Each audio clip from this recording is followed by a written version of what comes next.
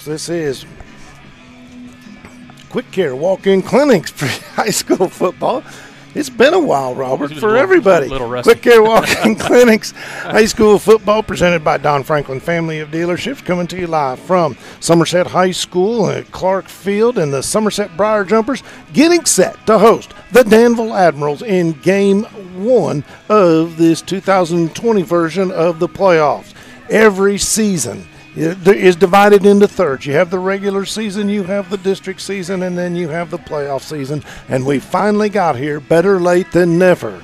We're going to step out, take a commercial break, and when we come back, myself along with Robert Reed are going to get you all set up for the action. This is Quick Care Walk-In Clinics High School Football on Lake Cumberland Sports.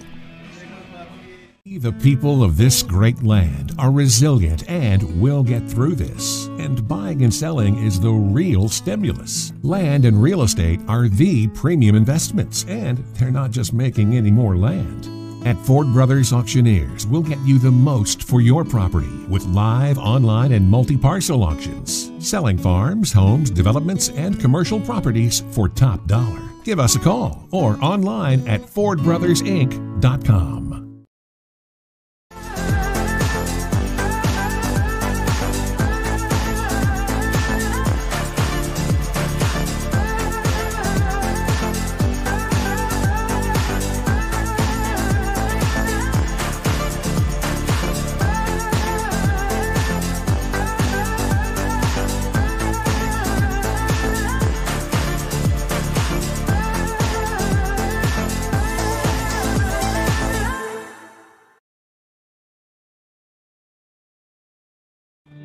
Since 1988, Toyota of Somerset has been serving and supporting our local communities. We want you to know that we are here for you and your family. Someone you can trust, someone you can count on, now and for the better days to come. Trusted, loyal, dedicated, helpful, and consistent. Toyota of Somerset.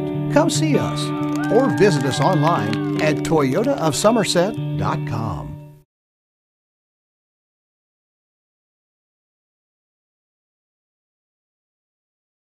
Quick Care Walk-In Clinic at Med Park West offers short wait times for sports physicals, flu shots, or immediate medical care with their in-house lab and x-ray. They're open late till 7 during the week and 10 to 3 on Saturday. Located behind the hospital just off Bogle Street in Med Park West, Quick Care Walk-In Clinic says just walk in when you need us.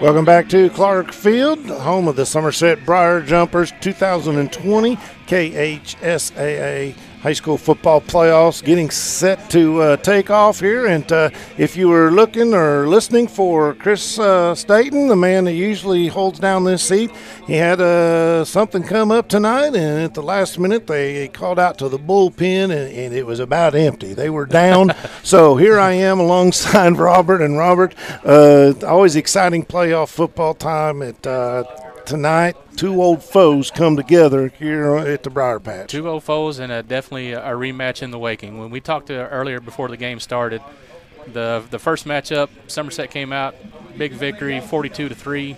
I don't expect that same outcome tonight. I think all the cylinders were kind of firing that night. We talked to the coaches before the game as well, and there was somebody that had sat out in the game that could be a difference maker for Danville tonight. So I do expect a much different game. But as you can tell when you look out on the crowd, the COVID restrictions are really starting to put a little bit of extra caution, I guess you could say, in the fans tonight. Well, I think the fact that we're here at all is probably somewhat of a miracle, so we're blessed to be able to bring you high school football. If you're not able to venture out or didn't feel like it, that's okay. Just stay tuned right here. We'll bring you all the action from the Clark Field. But Robert, you mentioned these two teams met back on October 9th, and that was a 42-3 victory for the Somerset Briar Jumpers against a team that, usually plays better football than that. They just had a rough night on the 9th of October. That was the one game so far this season that I think Somerset, like I said, had all the everything went right that could go right that night, went in their favor. And when I walked away from that game, I thought, well, that's the Somerset team that I thought this team would actually be this year. It's not to diminish what happened at the LCA game. It was still a very good game, close to the very last quarter. And, of course, the Corbin game being decimated with injuries. But, again, I do expect this game to be a much different outcome. Now, when you look out on the sidelines tonight, you'll notice that Danville is only dressing, I think the radio guy said, about 25 kids tonight. I think a lot of these teams that are going to be traveling tonight are not going to take too many extra precautions and take the chance on getting anybody sick, especially anybody that's probably not going to get a whole lot of playing time anyway.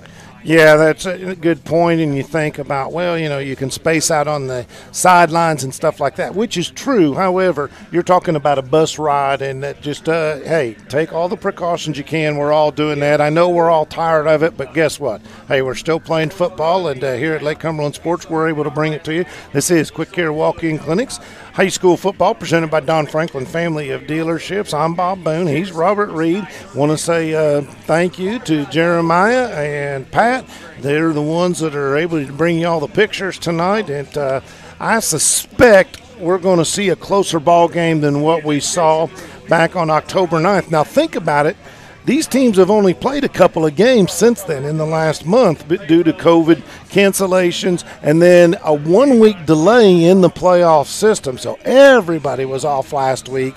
The good news for Somerset is they get number 2 back on the field. They do get number 2 back on the field. Most everybody that you're going to see that had to sit out for injury is going to be back tonight. Of course, Jackson Cooper still bothered by that injury. Talking to the coaches before the game, they hope to get him back for the LCA game next week. I had noticed that he was doing a little exercises in a brace that he was wearing to help alleviate any pain that he might have on that knee or cause any further injury. So you keep everybody healthy tonight. You hope to come away with a win. You do both of those things, and then you set yourself up for a rematch against LCA with a healthy team, which would be good.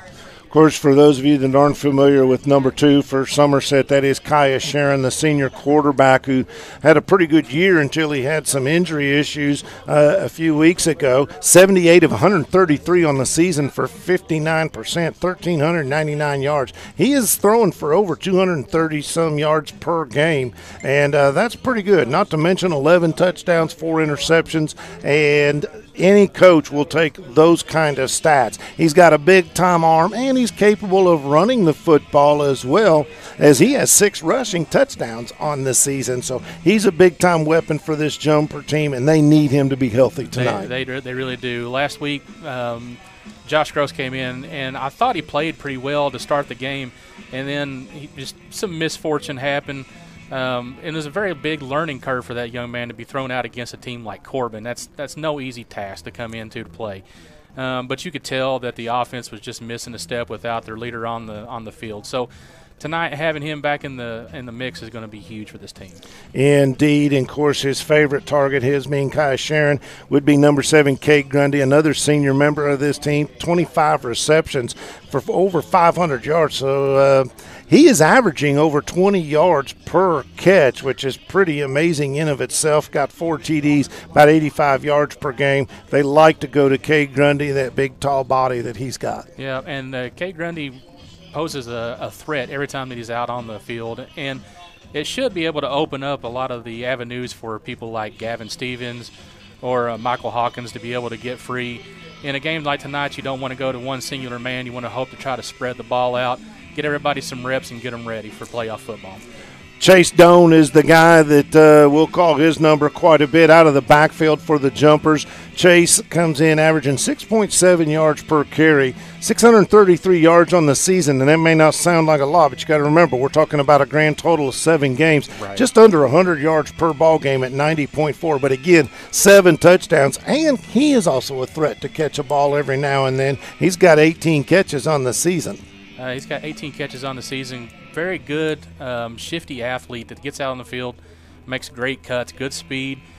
You want to get him back acclimated into the game tonight because he also had a little bit of a down game against Corbin, but that has to be due to the fact that they just couldn't really get a passing game established. So putting Kaya back on the field should open up a lot of things for Mr. Chase Dunn.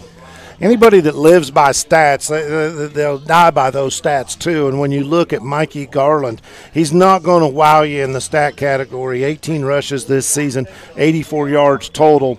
He's averaging just 12 yards per game, but he has 5 touchdowns. Yeah. He's the go-to guy when the jumpers are getting down to business deep in the red zone. There's not too many people that I have seen play football that have played as behind their pads, head down, full steam forward like Mikey Garland does. He's an offensive threat, but his major threat is on the defensive side. Indeed, one of the leading tacklers on this team, if not the leading tackler. I think he has 62 tackles overall, not to mention 15 tackles for loss. So he's an all-around, just a football player for this jumper team.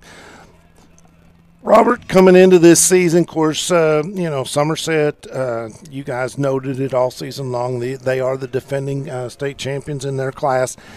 However, they came into this season with an offensive line that was a little bit depleted. They've had to grow up, and, that's something you and Chris have been able to watch as the year has gone on.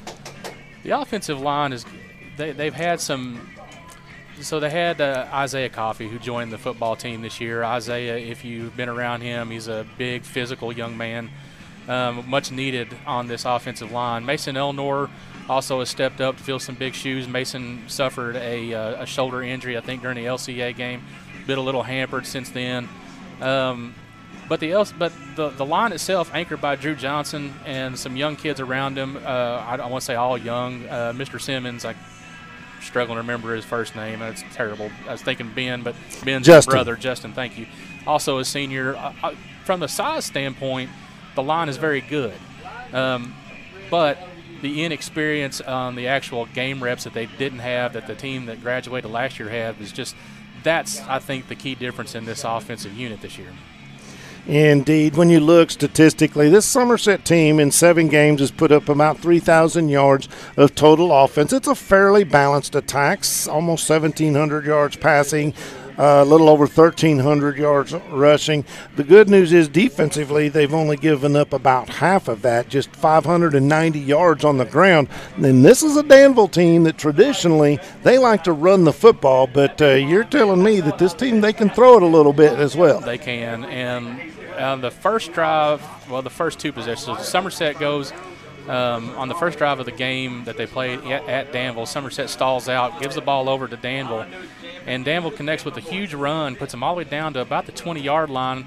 A good defensive stance holds them to a 3-point field goal, and then Danville was never able to capitalize on anything after that. But there were a lot of times that they threw the ball in the air that either was just a little bit overthrown or right into the ground, right in front of the receiver. So they've got a passing attack. The quarterback, I think, still pretty young, but he has the opportunity for a lot of upside, because once you see him throw the ball, you understand that he's an offensive threat to throw. Of course, we're talking about Sage Dawson, the sophomore quarterback. You mentioned his youth, 78 of 128 on the season for 61%, 942 yards, 8 touchdowns to 4 interceptions, always that 2-to-1 ratio. So 157 yards per game passing the football is Danville, and that's not – usually they're under that 100 mark when it comes to throwing the ball. So they will sling it just a little bit, and if Somerset gets out to a lead, they may be forced into that sooner than they want.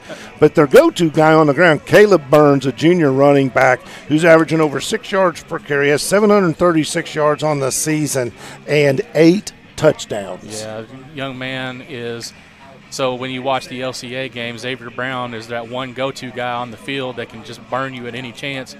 And Caleb can also do the same thing for this Danville team. One thing Danville's always blessed with, a lot of athleticism and a lot of speed, and you'll see that tonight. And if you're Somerset, you just got to hope to contain that. Indeed, we're going to also see Caleb. He'll catch a few passes. He's averaging a little over one pass catch per game, so he brings a lot of offense to this Danville squad. Defensively, they don't really have anybody that stands out a lot unless you're talking about Xavion Gray, a sophomore linebacker who has 53 tackles on the season. He can be a monster. He can, and that's linebacker I guess you could say, across the field for Danville. That's the one. Again, it goes back to that sheer athleticism that Danville always seems to have, and that linebacker spot, of course, very dangerous in this defense. Of course, the other guy you got to watch out for is another linebacker, senior Dante Slaughter. He has 41 tackles. 41 tackles on the season, but he has 5 sacks, and his role tonight may be to try and flush Kaya, see how well the injury is holding up, to try and get him flushed and on the run as opposed to staying in the pocket and throwing the ball. Quick Care says walk in when you need us. Any sport, any season. Sports physicals at Quick Care are only $25. Don't make an appointment. Don't pay for an office visit. Don't sit around the waiting room for an hour. Quick Care gets you in and out on the field for less. They're conveniently located right behind the hospital, just off Bogle Street in Med Park West, and they're open late, 9 to 7 on weekdays and 10 to 3 on Saturday. Quick Care serving Somerset and Pulaski County for over a decade. We also like to thank Don Franklin Somerset Family Ships, where they treat you like family. We want to say thank you for Don Franklin for presenting tonight's coverage of high school football. Be sure to take advantage of the end of summer savings at any of their Somerset locations. Visit them on Facebook at Don Franklin Somerset Family Dealerships, where they treat you like family. We have 11 minutes and 31 seconds left to go before the opening kickoff. And any initial thoughts? I got to touch on something. You mentioned Don Franklin, and I had made one of my first drives out the Parkway from 2780 intersection. Okay. That's a pretty impressive new dealership they got out there, that Kia dealership. Yeah. And I was just like, wow, when I come back into town earlier today, and I thought, wow. So, yeah, thank you to Don Franklin, and as well as the Quick Care Walk-In Clinic at Med Park West. We appreciate them and all of our sponsors. And as you said, we're just under 11 minutes to go. Danville comes in as the 3 seed. They did beat Washington County in the regular season to get a district win there. Somerset didn't play Washington County. Any COVID games that were canceled were basically listed as a 0-0 tie. Right. And that blew me away, because when I looked at ties, I thought there's no ties in football. But when you take into COVID, well, we changed the rules a little bit. Yeah, I talked to Coach Lucas about that, and he was even a little bit he tried to explain what the COVID policy was, and he's even a little bit apprehensive about explaining it in a way that even makes sense to him. Right. He's not, of course, a big fan of it, just as much like he's not seeming to be a huge fan of how the RPI system seems to work. But Washington County canceled on most everybody in the district outside of playing Danville, which is a pretty close drive for them. And I'm glad that Washington County was able to get in some games before the season was over. I did look on the KHSA bracket, and I do not see that Washington County is actually playing in the playoffs. So if I've read that wrong, I do apologize. But if I read it correctly, LCA has actually got a bye week tonight. So and I don't think anybody from Washington County is going to be listening, but if they are, I hope that those kids at least get basketball and baseball, because it's sad to get a shortened season in football, but especially one that's cut way short because of playoffs. Indeed, and of course announced earlier this week that the high school basketball season has been pushed back to January 4th, and with everything else going on, we had originally had our basketball coaches show scheduled for next Wednesday, but that has been postponed to a later date to be determined. But, hey, we're playing high school football tonight, and you mentioned the COVID situation. There are several schools opting out because of COVID and such. I know my son is an assistant coach at Estill County. They played 4 games this season, and they decided that they were finished. And it's sad, but at least those kids got some games in, but that can never be given back to them. It is what it is, and let's just hope. And I know the coaching staff up there and at all these schools, you talk to your kids about that, and sometimes life deals you lemons, and you have to try and make lemonade out of it. So I'm with you. I'm not comparing apples and oranges on that, but I also know that Middlesboro, being a top 10 team in 2A, also shut theirs down before playoffs happened. So I hate it for the seniors that are on that team because, like you said, you don't get those downs back. You don't get another chance. I would want every team out here, of course, to have the success that they can carry on, that by the time that they graduate and they leave their school, that they have stories that they can go back and tell, not complaints about a season being cut short. Indeed. We're under 8 minutes away from kickoff. Robert? You threw me in for a curveball. Sorry, I was just going to let you do some business. Oh, okay, thank you. We'll go ahead and get to the keys of the game tonight. The keys of the game are brought to you by White's Cabinets. At White's Cabinets, they provide their customers with friendly service. They value your business, and it's their mission to provide reliable products and services. The courteous and professional team at White's Cabinet Design Center can turn your vision into reality. Visit the White's Cabinet Design Center on the corner of South 27 and Slate Branch Road to learn more about what they can do for you. So, Bob, if you're Danville tonight, what do you think the key is to keep Somerset at bay and try to come out of here with a win? I think you try and speed up the game, and by that I'm not talking about just fast, but you keep the clock running. You try to make sure that your running game is effective, that you can go on and, keep the clock going as much as possible and not give the Somerset offense much time. We're going to pause real quick for the playing of our national anthem, and we'll be back after this.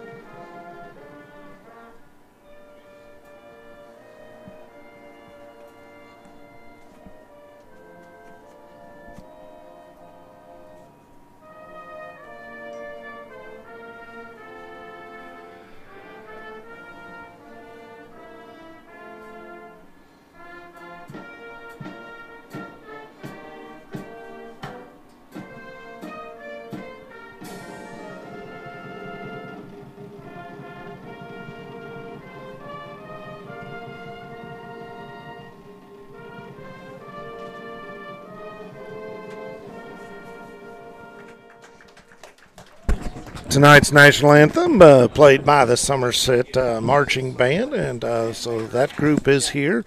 And there are a few fans scattered about the stadium, social distancing protocols in place. And one thing about it, Robert, the wind is not going to play a factor in tonight's game at all. Yeah, that flag is straight down. Yeah, I noticed that too. So back to the keys of the game tonight. So if you were Somerset, what are your keys of the game to be able to walk out of here with a victory? Well, I think Coach Lucas has got to tell his kids, listen, we're a little rusty. So, in games like that, there are things that can happen that can really cost you. You can have drive killers. Those are those little 5-yard procedure penalties on offense. You've got to be sure, and ball security has always got to be key. Make sure you take good care of the football and then score every time you get inside the red zone. Don't give this Danville team any opportunities to think they're in this ball game. If you get an opportunity, you score, and you keep scoring until you literally take away their will. And those are the keys of the game tonight, brought to you by White's Cabinets. We'll go ahead and do the fashion report. Tonight's fashion report is brought to you by Magic Monograms, conveniently located off North Highway 27 between Big Lots and Backyard Burger. Magic Monograms is a place for custom embroidery, screen printing, and so much more. They can put your designs on medical and athletic uniforms, corporate and school apparel. Find them on Facebook. Search Magic Monograms and Embroidery. Tonight for the Somerset team, they'll be wearing an all-purple uniform. The purple pants have a gold stripe on the side. The purple jersey has a white numeral with some gold striping and their traditional gold helmet. For Danville tonight, they'll be wearing a blue pant with a gray stripe, a white jersey with, looks like, blue numerals, and a traditional silver helmet with the anchor on the side. So, again, thank you to Magic Monograms for tonight's Fashion report. And I'm going to correct you just a tad. I'll take it. That helmet that Danville wears, to me, is probably one of the classiest football helmets in all the state of Kentucky. And it's a blue-silver, much like the pants of the Dallas Cowboys. If you look at it, it's kind of got a blue tint to it. And then the anchor logo is just an unbelievable logo on the side of that helmet. I just absolutely have always liked the Danville Admiral helmets, and you're right. But anyway, what we said earlier about them only bringing 25 kids, there is no doubt about it. That is probably one of the smallest teams I've seen take the field in a high school ball game since my senior year. I played at a very small 1A school in Ohio.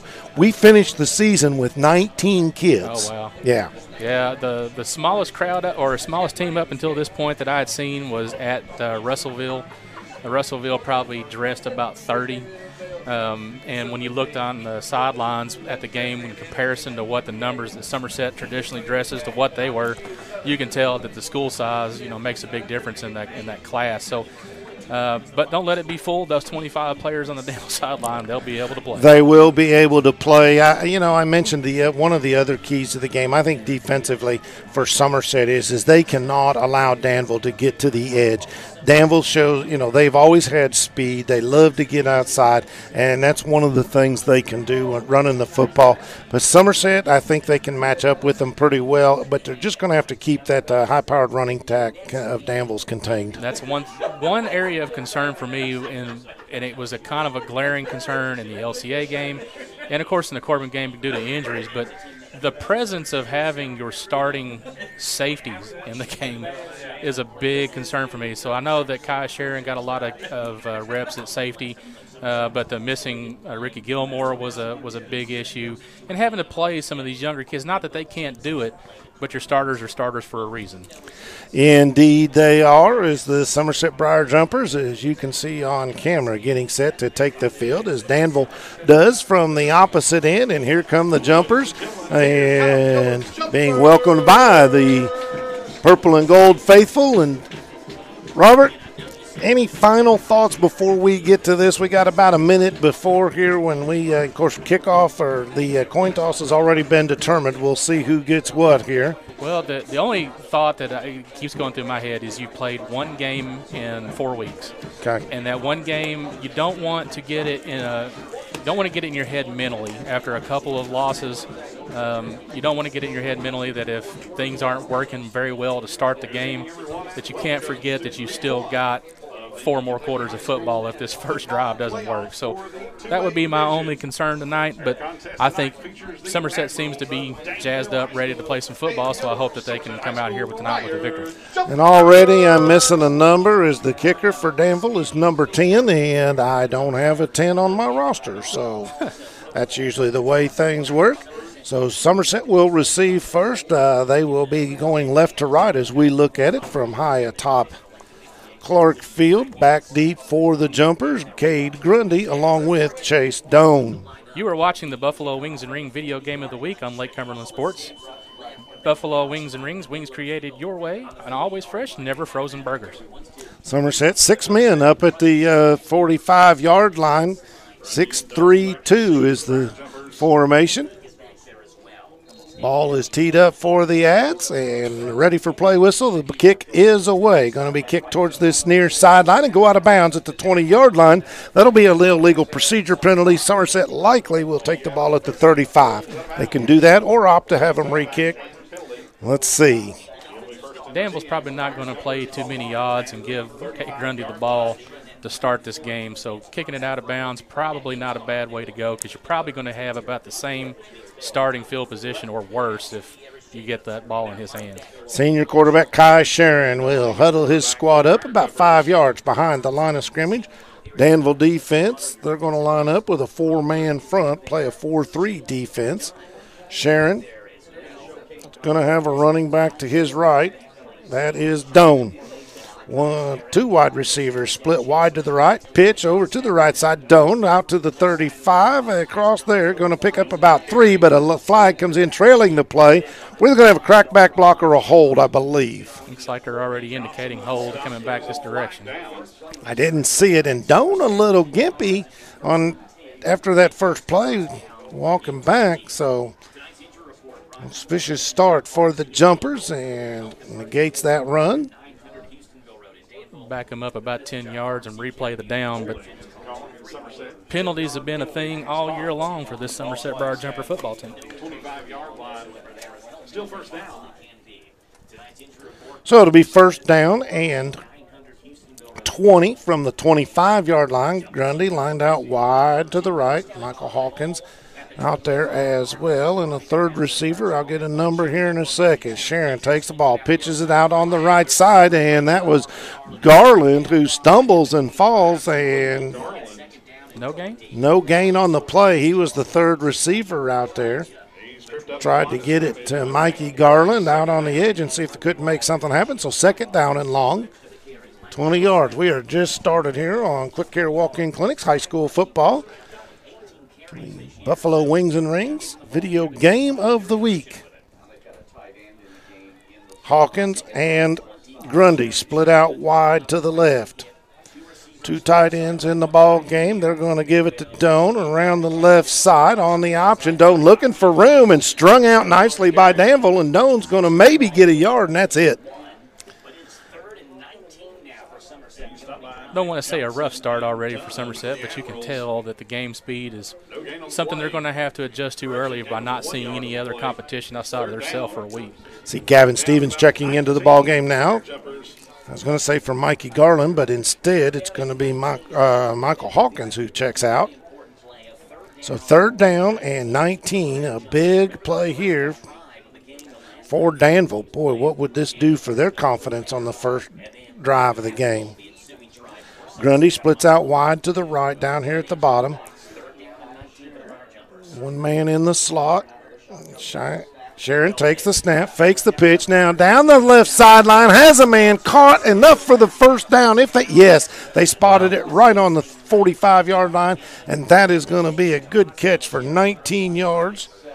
Give the reception to Jacob Smith.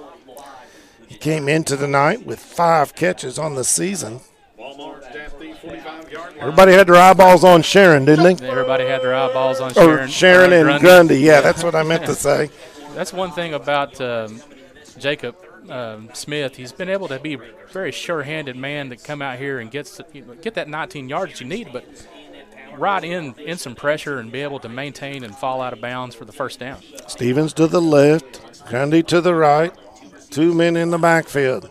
Sharon gives it to the second man through. That's Garland. Finds room off the left side. He's across the 30 or 40, 35 and the 30 and going to go out of bounds just inside the 30-yard line of Danville.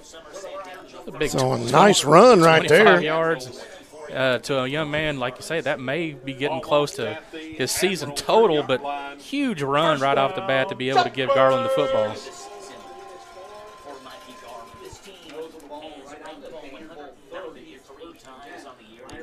Sharon has the Jumpers huddled up. Another first down for the Citizen or Turner Realty Group first down. Again, 2 men in the backfield. Pistol formation.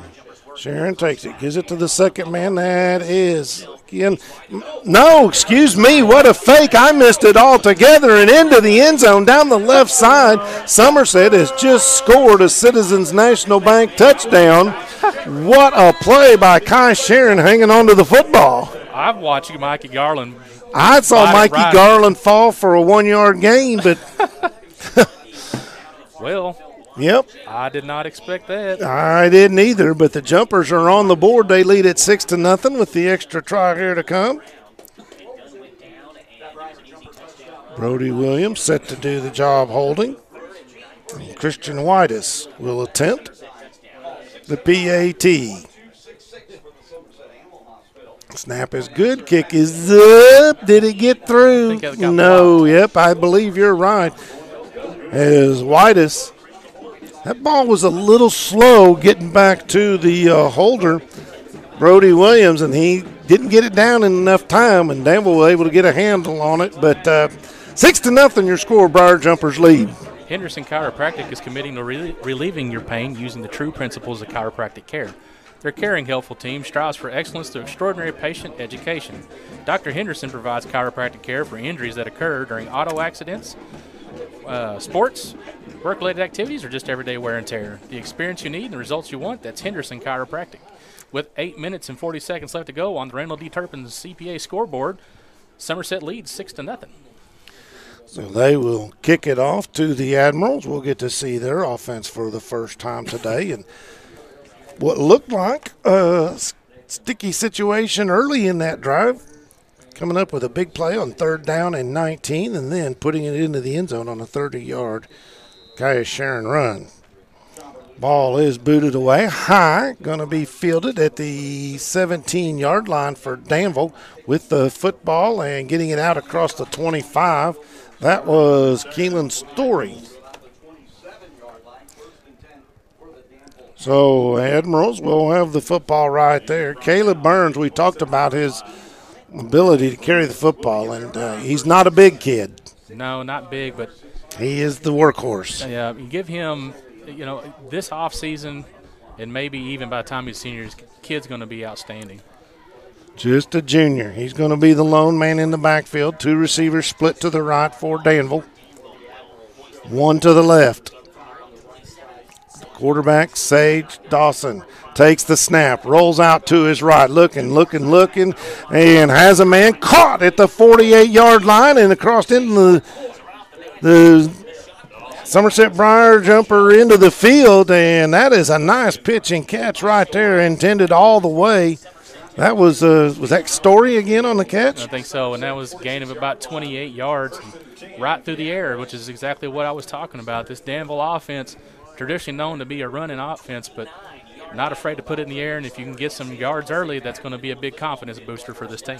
Dawson with Burns to his left. Ball on the 46. They toss it to Burns, left side, looking for him. Now cuts back to the right, and he's across the 40 and near a first down, but hold up everything. A flag comes in from the line judge on this near side. Holding, so that'll negate that big play, but Danville coming out with full thrusters. Yeah. I was looking for a word, and I just stuck. Well, I was stuck too because I was trying to figure out what the word was going to be. But this is exactly what you saw from the first drive of the game at Danville. That Danville just came out firing and ready to play. Somerset looking a little bit, rusty to start the game, which is kind of what you expect. But just got to get your game legs under you because, like I said, 1 game in a month, that'll do it to you. First down and 21. Fake the handoff. Now rolling to his right is Dawson in trouble, and he is lasso thrown down. Ball comes out, but they're going to say he was down. Big time defensive play there by Somerset Briar Jumpers, and I believe it was Jacob Smith, number 16, able to track him down in the backfield. Was it him or Brandon Jones? Can't tell because I can't see both numbers look the same. Okay. 16 or 18. I'd like to be able to get. I think it was Brandon Jones. It may very well be. Brandon had himself a really good game last week or 3 weeks ago against Corbin. Scoreboard not indicating, but the young man played very well. 34, second down and 34 to gain. They're going to run the draw play, give it right back up the middle, and nothing doing there is the Somerset jumper defense all over that one. See Sharon, one of the jumpers in there, coming up from his safety position.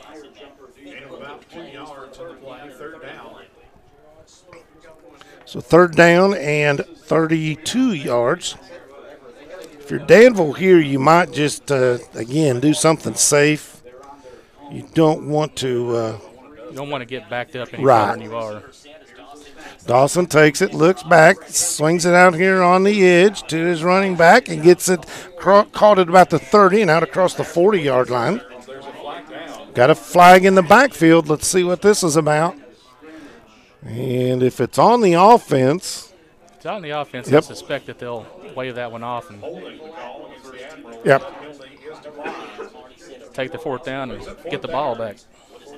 So just trying to get the ball into the hands of their Mr. Everything, Caleb Burns. And now Danville going to have to line up in punt formation back deep for the jumpers. Cade Grundy. And I believe it's Josh Gross back. Nice punt. Wow, beautiful spiral. That drives Gross all the way back near his 10-yard line. Danville's going to down it at the 11. Wow, great punt. Brad Carroll and all the staff at CC's Furniture are proud supporters of all the local teams in our Lake Cumberland area. It's our hope here at CC's Furniture that all the coaches and all the student athletes have a successful and injury-free season. Come visit us at CC's Furniture. We'll be glad to help you with all your home furnishing needs. Go teams. So forcing the Danville Admirals to punt, but that was a beauty right there that pins the Jumpers back deep towards in the shadows of their own goalpost. I think the ball is actually spotted. Is it on the 12-yard line? Looks to be, well, yeah, the line judge on this side is standing on the 12. Okay. And now we got a timeout as Somerset was having some issues getting the play called, so that is going to be a United Cumberland Bank timeout. Skip Cottrell's Tire Pros offers a straightforward approach to tire and auto service that includes nationwide warranties and a hassle-free experience. Did you know Skip Cottrell's makes automotive services easy with their online appointment booking as well as special financing available? Let Skip Cottrell's Tire Pros get you back to when being on the move was carefree. Skip Cottrell's Tire Pros, hassle-free guaranteed. To find out more, visit us in-store at 4285 South Highway 27 in Somerset or online at skipstirepros.com. 6:02 to go in this first quarter of play. 6-0. Briar Jumpers on top from Clark Field on the campus of Somerset High School. Opening round of the KHSAA High School Football Playoffs. I want to remind everybody to stay tuned at the end of tonight's coverage, but we will be awarding the Modern Systems Defender of the Game and the Somerset Community College Offensive Player of the Game. So Somerset comes out. They're going to be in a pistol formation again. It's going to be Kaius Sharon with a sidecar to the left and a tailback. He's going to give it to his tailback. That's don't hit in the backfield and dropped right there. Couple of Danville Admirals there on the stop. Smelled that one out for a 2-yard loss, but a little bit of a breakdown in the coverage up front. And there was Xavion Gray coming in on a blitz. We mentioned that he came into tonight leading this Admiral team in tackles. Just had one tackle for loss up to that point. Again, the pistol formation. Sharon looks downfield, now swings it out on the right side to Doan. He catches it. It gets across 15 and 20 and going to be tackled at the 23-yard line, close to a Somerset first down. They're going to give it to him. It was a nice little backfield. Got that safety outlet out there. Was able to make a nice little cut to get the first down, to get the negative yardage of one play to get the 13 yards needed for the next one.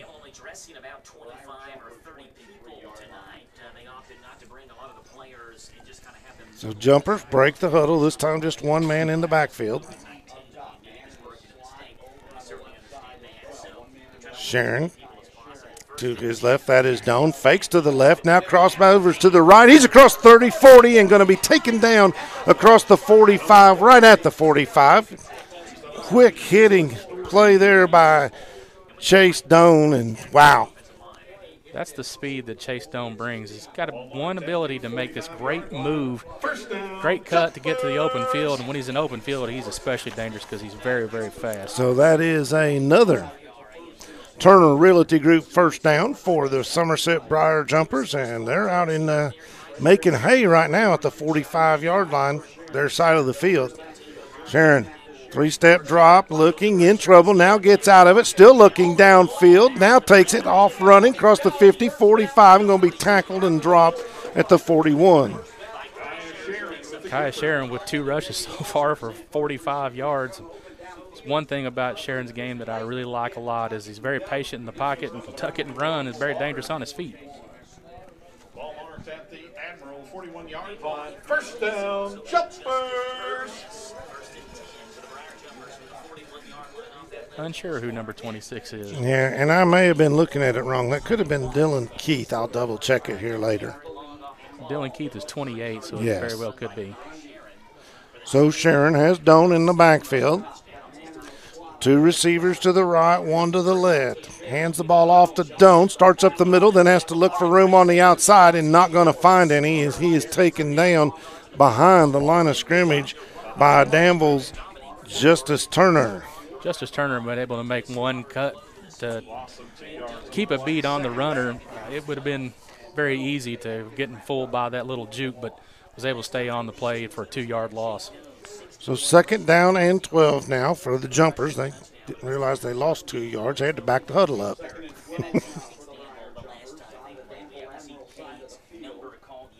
3 receivers split out wide to the right. Grundy outside the hash marks. 2 receivers left, and going to get an offside call, so that's going to move the ball up 5 yards in favor of the Briar Jumpers. There's one play that Preston's old coach, Max Messamore, if you're happen to be at home sitting and listening, that was the one play that we sure always love to see, was the be patient, try to draw the defender offsides, something that he went to the well a lot, especially on 3rd down situations, but to get him on a 2nd down, move the chain up 5 yards, put him in a 2nd and 7 position to where the playbook opens up some. Indeed it does. Jumpers in Danville territory. And Max, we want to wish you well. Sharon takes the snap, looking to his left downfield, flushed out of the pocket. Still looking, lets it go, and just wisely throws that one out of bounds. And he took a pretty good hit there at the end of that throw. Able to stand up and just walk away from it. That's the delivery to get rid of that ball maybe a little bit sooner. Sometimes almost a little bit too patient, but that's okay. Get up, make another play. And that was Xavier Gray again with the pressure for the Admirals. So 3rd down and 7. 4-down territory here. You're out of field goal range for anybody, for sure. So it wouldn't shock me, especially with it already up 6 points. If it were me, if they get any positive yardage, I'd definitely go for it. Grundy and Ricky Gilmore wide to the right. 1 receiver to the left. Sharon takes a high snap, hands it off to Doan up the middle, just follows a pile of his Briar Jumper linemen. And going to get close to the 1st down, be about a yard, maybe 2 shy. So definitely 4 down here. Jumpers, there's just no question. I thought they were a little bit closer to the down yardage than that, but, well, I don't know. From the distance, it looks like they're at least 2 yards away from the down marker, but I don't know. Maybe I'm just seeing that wrong. So 4th down and 2, big play here for the Admirals. If they could get a stop, that's really going to put a feather in their cap early in this game. 4 receivers to the right, 1 to the left. Sharon all alone in the backfield. Takes the snap. He looks left. Now back to the right. Has a man caught at the 31 across the 30. Zigzags. That's Grundy. And he's going to get it all the way down to the 21-yard line. So he caught the ball right at the yard-to-gain marker and then just did a little dance, a little do-si-do, and picked up another Turner Realty Group 1st down for the Jumpers. Pretty gutsy call to go for a 4-man outset, 2 yards to go on a 4th and 2, but that's the danger that you can present with this team with so many weapons out on the field. Just a couple yards shy of getting into that Rick Barker red zone. So Sharon now, he's got 4 receivers to the left and a lone receiver to the right. Stevens is the lone jumper out here. They look at him on the slant. That throw was low. Gavin Stevens went down, but they're going to say it skipped off the turf. May have been. Nobody's up arguing that call. So yep. Looked like he made the catch, but yep.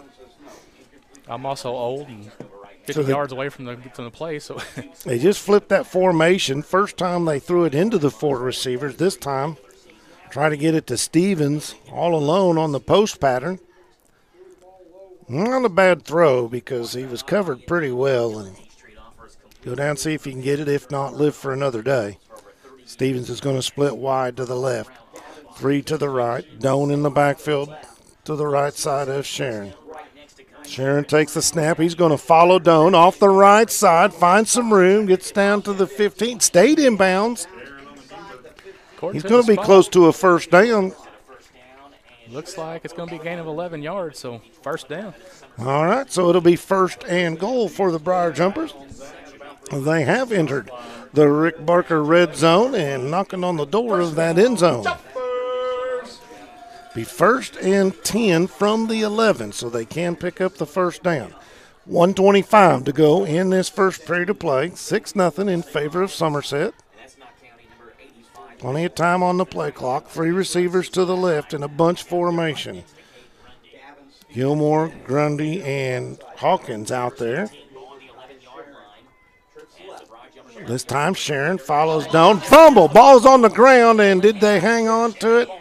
Or did Danville recover it? And looks like they did, and we talked about it, Robert, in the pregame, that was one of the keys that Somerset had to take advantage of those trips to the red zone, and this time Danville forces a turnover. That's one of the weaknesses in Kyle Sharon's game. He doesn't tuck the ball well when he runs. He tries to hold the ball out in front of him. It cost him sometimes, and definitely cost him on that one. So turnover, first one of the game. Let's hope that's the last one of the game, because between the LCA game and the Corbin game, I think they had about 10 turnovers in those 2 games alone. Admiral ball at their own 14, 1st and 10.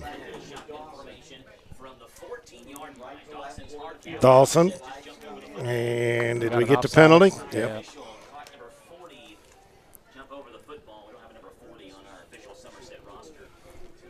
So that's going to be a 5-yard penalty in favor of the Admirals.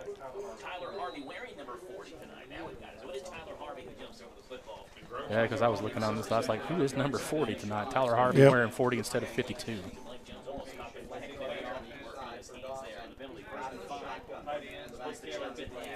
Dawson takes the snap, wants it all, slings it all the way down the field, and almost picked off right through the hands of Cade Grundy. If he was in receiver mode, he makes that catch, but as a defensive back, it hits the turf. Is Grundy. I don't think he ever turned his head to try to stick his hand. If he'd have caught that, that would have been an amazing catch. It was an over-the-shoulder catch to boot. And so it'll be 2nd down and 5. That was a big-time throw there by Dawson. Barks out the signals. 1 man in the backfield. That's Burns. Now Dawson gets a check with me on the sideline. Play called. Burns to his right. He's going to give the ball to Burns straight up the middle. Tries to go outside. Squirts out of 1 tackle and gets out to the 25-yard line. That's going to be enough for a 1st down on the 6-yard run.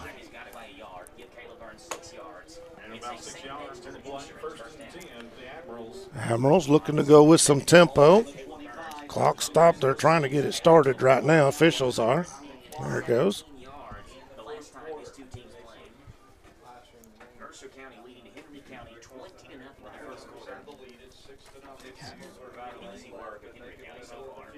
Danville calls the play at the line of scrimmage. Dawson, 2 receivers to the right. Now sends a man in motion, gives it to his lone back, straight up the middle. That is Burns, and he picks up 15 yards on the carry. Not real great tackling up front, but a couple of opportunities to catch that right at about the line of scrimmage. And now we got a couple of flags, a little scuffle afterwards, and that's not good. Let's hope nobody threw any punches or gets ejected. For Somerset, I can tell you, it was Gavin Stevens, and for Danville, I believe it was Dante Slaughter.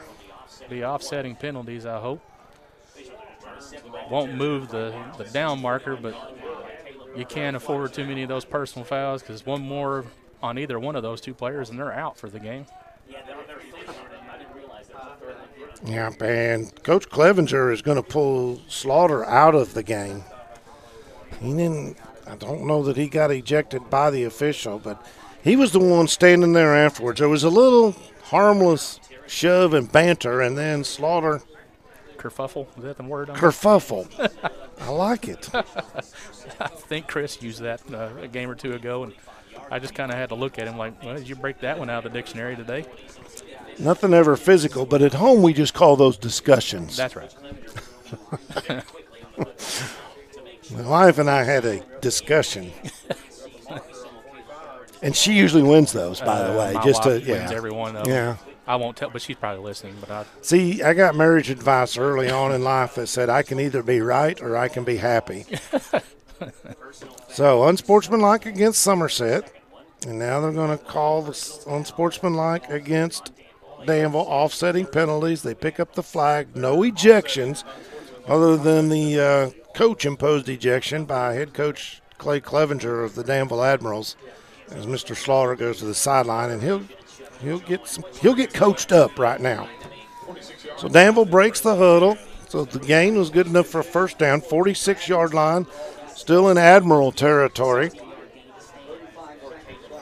Lawson has Burns to his right in the back. No, that wasn't Burns either. That was Gray who goes in motion. They zip it out on the edge, and it is caught, and the ball's going to get across the 50-yard line, 49-yard line of Somerset into jumper territory. I'm going to bring up second and about 4 yards, but Danville being very efficient with the offense, moving very well to close the end of this quarter. Yep, Keelan Story, and you said close of the quarter as we're down to 8 seconds, clock running, and I got a feeling that's the last play of this quarter. 6-0, Jumpers on top here from Somerset High School. You are listening to Quick Care Walk-In Clinics, high school football presented by Don Franklin Family of Dealerships. Wait times are short at Quick Care Walk-In Clinic. They're focused on service, and they staff the clinic to reduce wait time spent. Quick Care has lab and x-ray equipment right there in the clinic, which is another great time saver. The clinic is open and waiting for you from 9 a.m. to 7 p.m. on weekdays and 10 to 3 on Saturday. Of course, no appointment is necessary. Just walk in when you need us. Quick Care behind the hospital in Med Park West. We also want to say thank you to Don Franklin Somerset Family Dealerships Kentucky for presenting tonight's coverage of high school football. Be sure to take the advantage of the end of summer savings at any of their Somerset locations. Visit them on Facebook at Don Franklin Somerset Family Dealerships, where they treat you like family. On the Randall D. Turpin CPA scoreboard, getting ready to start the second quarter. Somerset leads 6-0.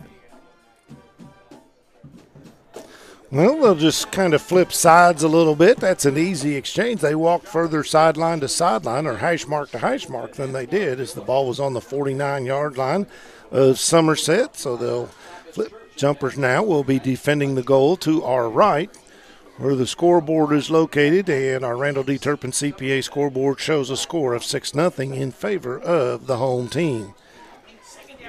Ready to play, and Dawson in the backfield. He's got Burns to his left. Dawson takes the snap, throws it out on the edge, and it's enough for the first down, a 7-yard gain.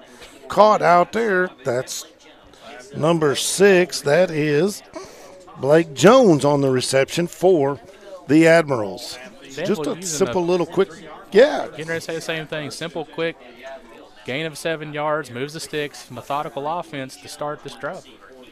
Indeed. Again, one man in the backfield, 2 receivers right, 2 to the left in a twins formation. Dawson looks to the sideline, gets the play, hands it off to his running back, and he picks up a couple of yards. That is Caleb Burns. Really like this kid. He's a good-looking football player. You talked about it in the pregame, Robert. Very nice football player. Upside still huge. I mean, he's a junior this year. I'm sure his senior campaign will be something to watch. So Burns again in the backfield. He's going to line up to Sage Dawson's left, 2 receivers to the right, 2 to the left. High snap, quick pass out on that left edge, and it is caught down the sideline and picking up the first down and more, getting it inside the 30 to the 27, 28-yard line. Might need a little bit of defensive adjustments here because they're just hitting those quick ones out on the edge. And again, that was Blake Jones on the reception, I believe, for trying to take that blitz package out of the game, but just looks like they're just attacking one side of the field that Brandon Jones isn't on, that usually is the one that they send for the blitz. Same formation. That ball over the head of the quarterback and rolls into Somerset territory. It's still loose, and Somerset is going to recover the football on the 40-yard line of Danville. Wow, high snap and sailed over the quarterback Dawson's head, and I'm not sure who it was. I think it was Mikey Garland that was right there on the play. He was able to dive out and just get to the feet of the quarterback right before he picked it up, causing that ball to squirt out. Yep. But that diving play, ladies and gentlemen, that is an athletic play to make that. Indeed it is. So Jumpers in business. They now have the ball in Danville territory at the 40-yard line, right there on the X that marks the center of the field. 10:43 to go in this first half of play. Jumpers lead it by a score of 6-0. It's one thing that Danville had 2 or 3 of those at the last game that they played, just a errantly bad snap way over the head, causing a bad yardage loss for Danville. Sharon takes the snap, and we got a penalty flag as the umpire throws one. Probably do have some movement. Yep. And Jared Smith has entered the ball game. He was lined up to the right. And, ladies and gentlemen, that young man is a specimen. Yeah, 6'3", 240. And a sophomore. Yeah, we were talking about that, and a young sophomore at that. You know, I don't have any problem. I'm not one of those guys that has a problem with the holdback rule, but if you could imagine that him and his brother both tall, big specimen kids, Gerard and Jacob both, they could have held back one year and still be eligible. Yeah, and I had the opportunity to see him in a basketball uniform last year and was just like, whoa. Anyway, Sharon takes the snap. It was a little high. He gives it off. Gerard Smith. To Smith, who gets a couple out of it. So it'll be second down and about 13 for the Jumpers. Gerard is just, like I said, good-looking young man. And you got to like the fact that he's wearing 44. Wasn't that Chuck Foreman's number for the old Minnesota Vikings? 6 people just got that. I'm old. Grundy split wide to the left. Man in the slot, that's Gilmore. Snap to Sharon. He looks left. Now he's looking towards the right side and has a man caught at the 5 and into the end zone. Touchdown, Jumpers. Gavin Stevens out there on that right side, and he never broke stride. Caught that ball perfectly, pitched into his arms, and he gets it into the end zone for a Citizens National Bank of Somerset touchdown. That was an impressive throw. Put it right on the money to where only that receiver could make a play on it. Was able, like you said, not to break stride for 6 more points. So Christian Whitus now to attempt the extra point. And his first attempt blocked. Williams, again, that was an awkward snap. Williams had to got him right in the midriff. And think it was blocked again. Yeah. So a couple of misplaced snaps creating some havoc on the kicking game for the Briar Jumpers, but nonetheless, they lead it by a score of 12-0, 9:55 to go in the half. Entrust Counseling has made it their mission to be the trusted leader in promoting mental wellness in our communities through individualized care. Stay healthy at home with counseling and case management services using your phone or your computer. Call them at 606-676-0638 to get services started today from anywhere in Kentucky. Visit their Facebook page at Entrust Healthcare Counseling for all their latest updates and giveaways. With 9 minutes and 55 seconds left to go in the half, Somerset leads on the Randall D. Turpin scoreboard 12-0. So, turnover. Jumpers turned it over, and then the Admirals give it right back to them in their own territory, and Jumpers quickly take advantage of it. A 44-yard strike from Kaya Sharon to Gavin Stevens. That is Stevens' 8th touchdown reception of the season. Sharon, his 12th through the air. Jumpers boot the ball away, and it is going to be taken at the 11-yard line, running up the left side. Thought about going towards the middle, now cuts back to the outside. Going to get it all the way out to about the 30-yard line for the Admirals. I believe that was Story on the return for the Admirals. So they'll take it over, 1st and 10, decent field position from their own 30-yard line, 9:48 to go. Banking is easier on the United Cumberland Bank ATM deposits, instant issue debit cards, and a mobile app that gives you full control are just a few reasons why more Pulaski Countyans are choosing United Cumberland Bank, member FDIC. Kai Sharon and Gavin Stevens, the 2 safeties back for the Jumpers. 2 receivers to the left, 2 to the right. Man in motion out of the backfield. And we got another whistle. False start. Indeed it is. Formerly known as illegal procedure. Again, I'm old.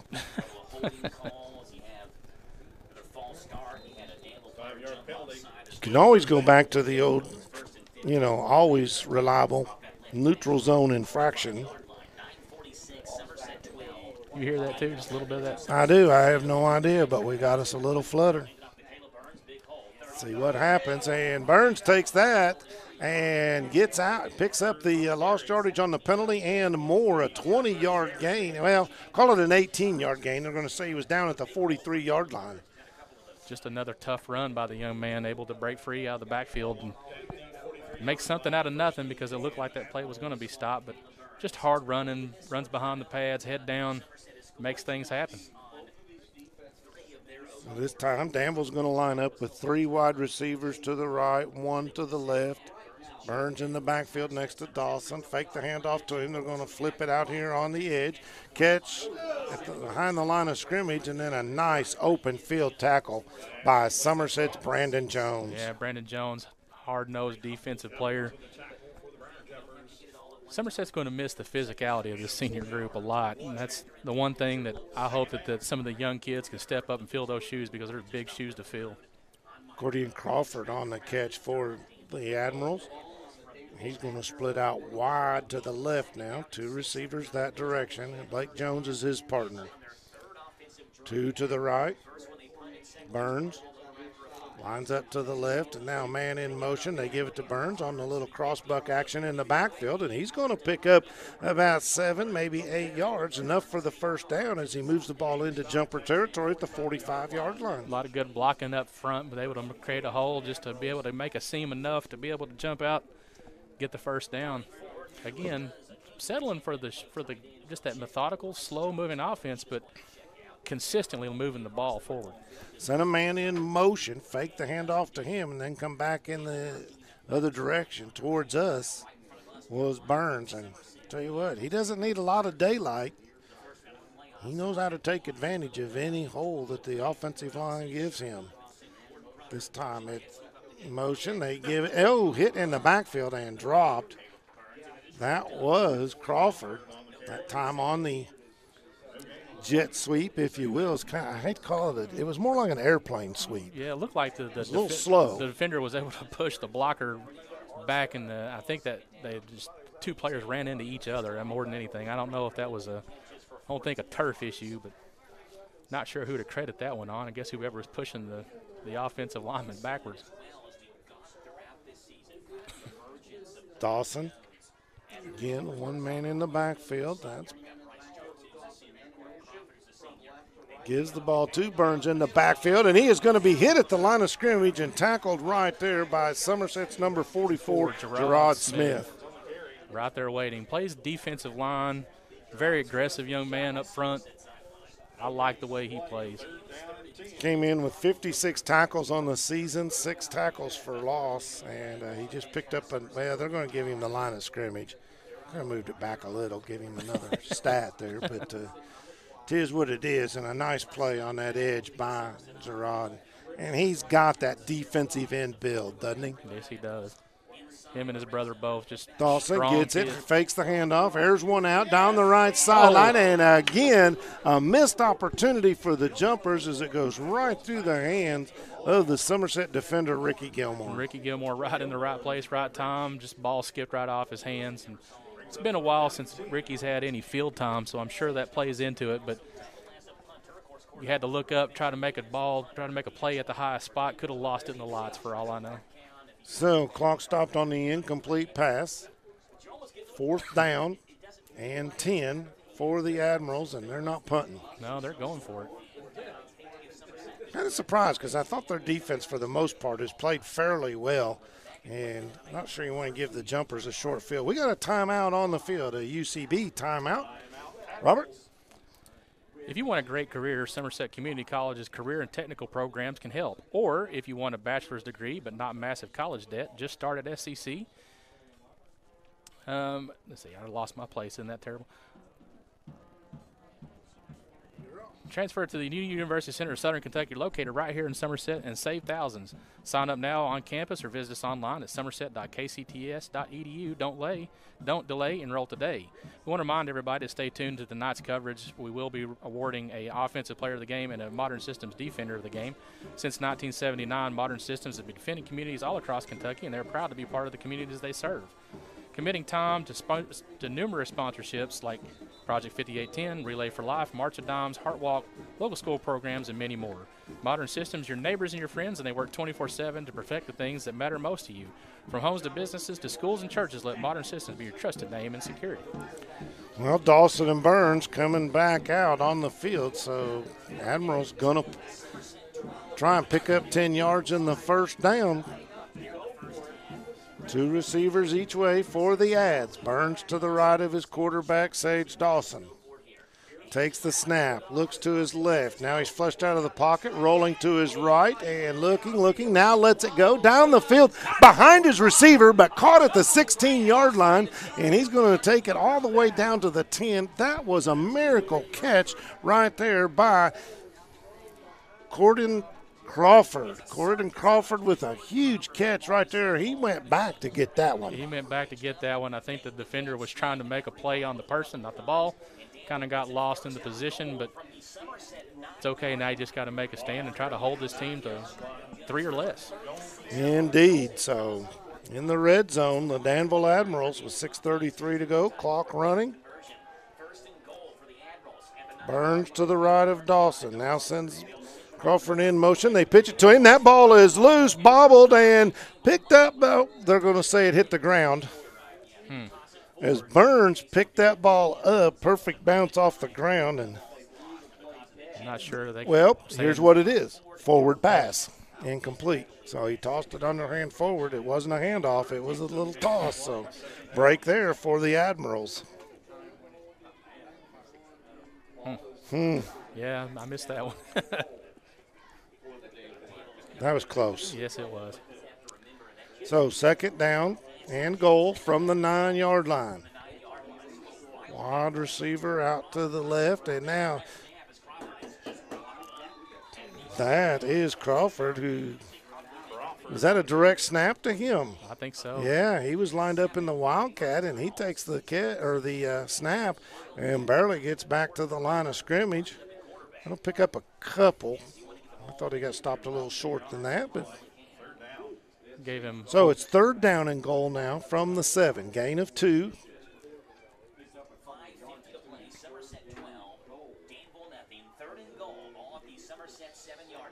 Crawford's going to split way out to the left. Dawson in the gun. Burns in the backfield to his left. Sends a man in motion. Gives the ball to Burns inside the 5. Still pushing, and finally going to be whistled down. About the 2.5. Yeah, inside the 3-yard line, but we had a full head of steam, then ran into a host of Briar jumpers who had walled up right there in front of the goal line. So now 4th down and goal. Last time it was a 4th down situation for Danville. They were able to get the big-time catch. What do they do here? I say give it to Burns. Yeah, give it to him. Make him stop him if you can. I don't expect him to do anything too tricky here, but of course I didn't expect for him to pass it on a 4th and long either. 2 tight ends, 2 wide receivers, timeout. Another UCB timeout. Going to be taken by the Admirals. Keeping stats and the correct score is important to players, coaches, and fans. The same can be said about keeping your taxes and finances in order. For over 26 years, Randall D. Turpin CPA has been doing just that. If accounting is not your thing, then let the pros at Randall D. Turpin CPA do it for you. Proud sponsor of the Randall D. Turpin scoreboard, located on Parkers Mill Road in Somerset. With 4 minutes and 51 seconds left to go, Danville threatening, but Somerset leads 12-0. Indeed they do. Thank you to Randall D. Turpin, longtime sponsor of high school sports on the air here in this community. Appreciate the good folks down there. 4:51 to go. 4th and goal situation for the Jumpers. Admirals, if they could punch it in here, we got ourselves a really good ball game. A couple of mistakes by each team. Turnovers have been really the difference in the game so far.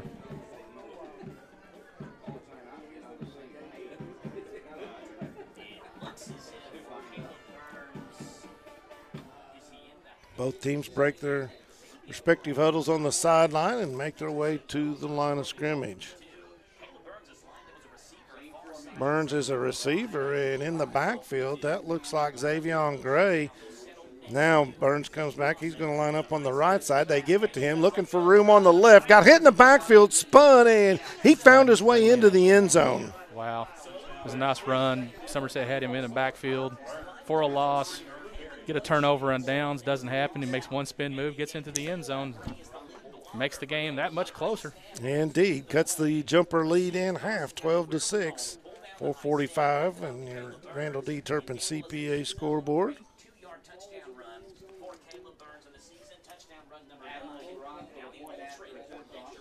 I'm going to assume this is Zachary Morgan, the regular kicker. He puts it up and through the uprights, and now it's a 5-point advantage for Somerset. 12-7, Jumpers lead it with 4:45 to go in this first half of play.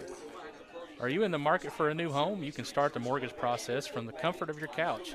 The Citizens National Bank Quick Mortgage is our convenient online mortgage application allowing you to shop loan products, check rates, and get pre-qualified. It only takes 20 minutes to fill out your CNB Quick Mortgage application or on the simple mobile-friendly website.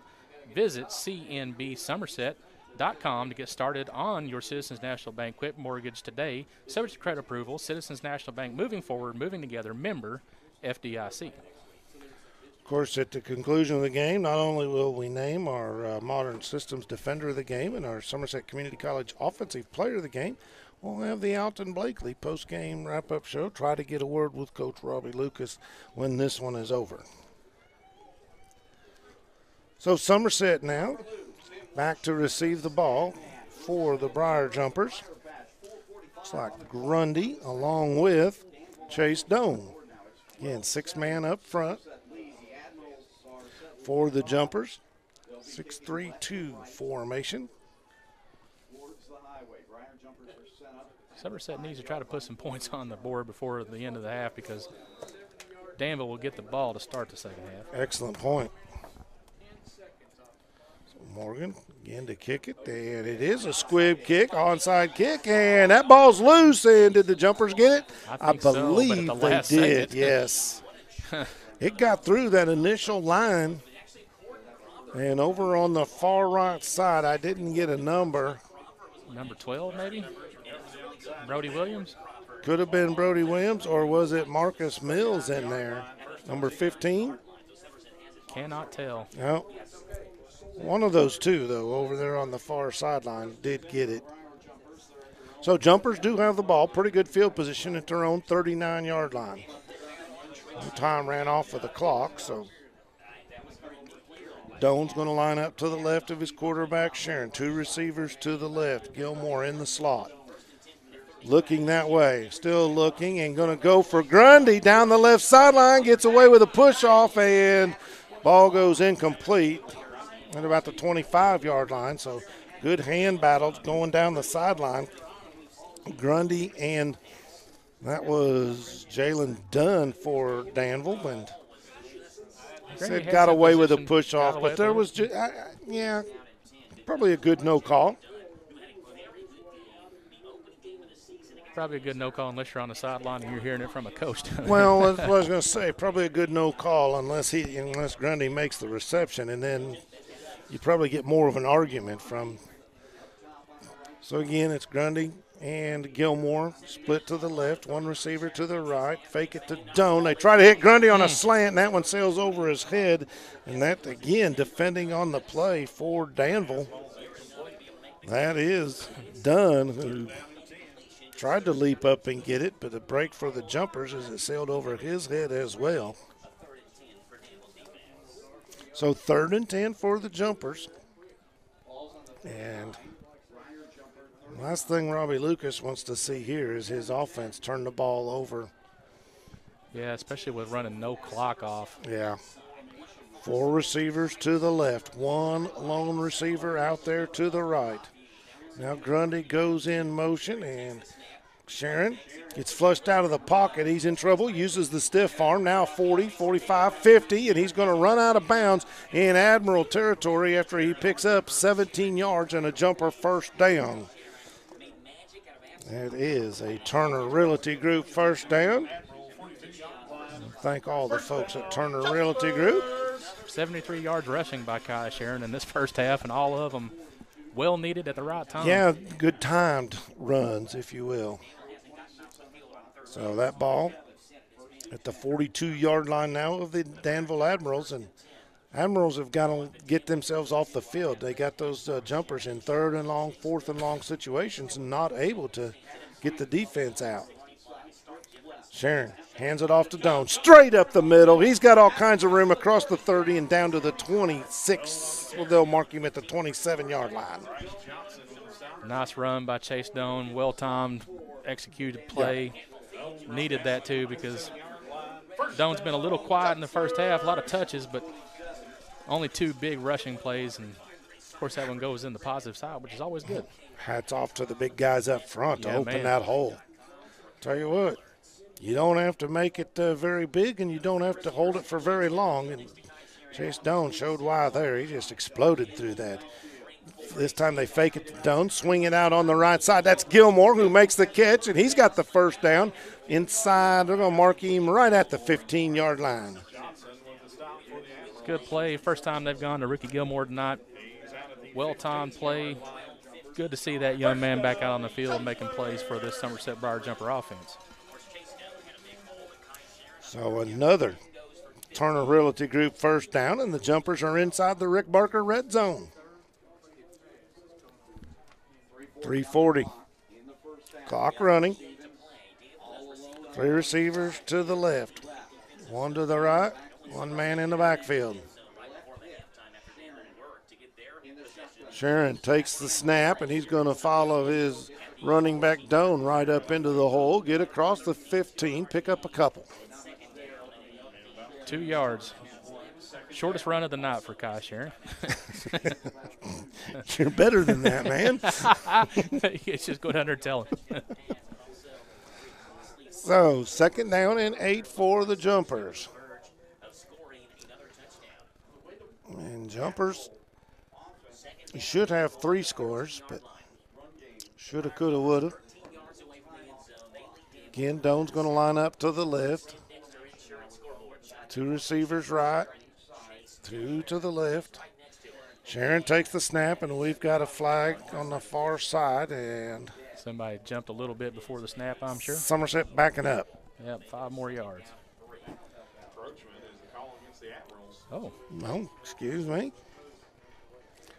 Usually you can tell by which team backs up, but Admirals, they were steadfast. Yeah, I think they were shocked that the call went against them too. So that's going to make it 2nd down and short. 2nd and about 3 yards. Ball at the 8-yard line. Clock continues to run down to 2 minutes and 30 seconds. Clock not really a factor for Somerset at this point. But Stevens and Gilmore going to split to the right. Grundy to the left. Man in the slot is Hawkins looking that way. They find Grundy. Did he get it in there? Knocked away. Another stupendous defensive play. And we have called his number a couple of times. That's Jalen Dunn. Yeah, playing very, very well. Great coverage. Nothing to hang your hat on there, Kay Grundy. I mean, you made a great cut to the ball. The ball was thrown right at you, but that coverage was right on the money. Well, we've seen Jalen Dunn make 3. That's the 3rd defensive play we've seen him, and he has covered Grundy like a blanket so far tonight. So it'll be 3rd down and short. I was going to say it's Chase Doan time, but not with 5 wide receivers. So Sharon, he just keep it on this play. Takes the snap, look out, had to get rid of it quick and did, and it's going to go incomplete as he tried to get it to Doan. Was lined up as a wingback on this side, and he was getting a lot of pressure from the outside from Dante Slaughter.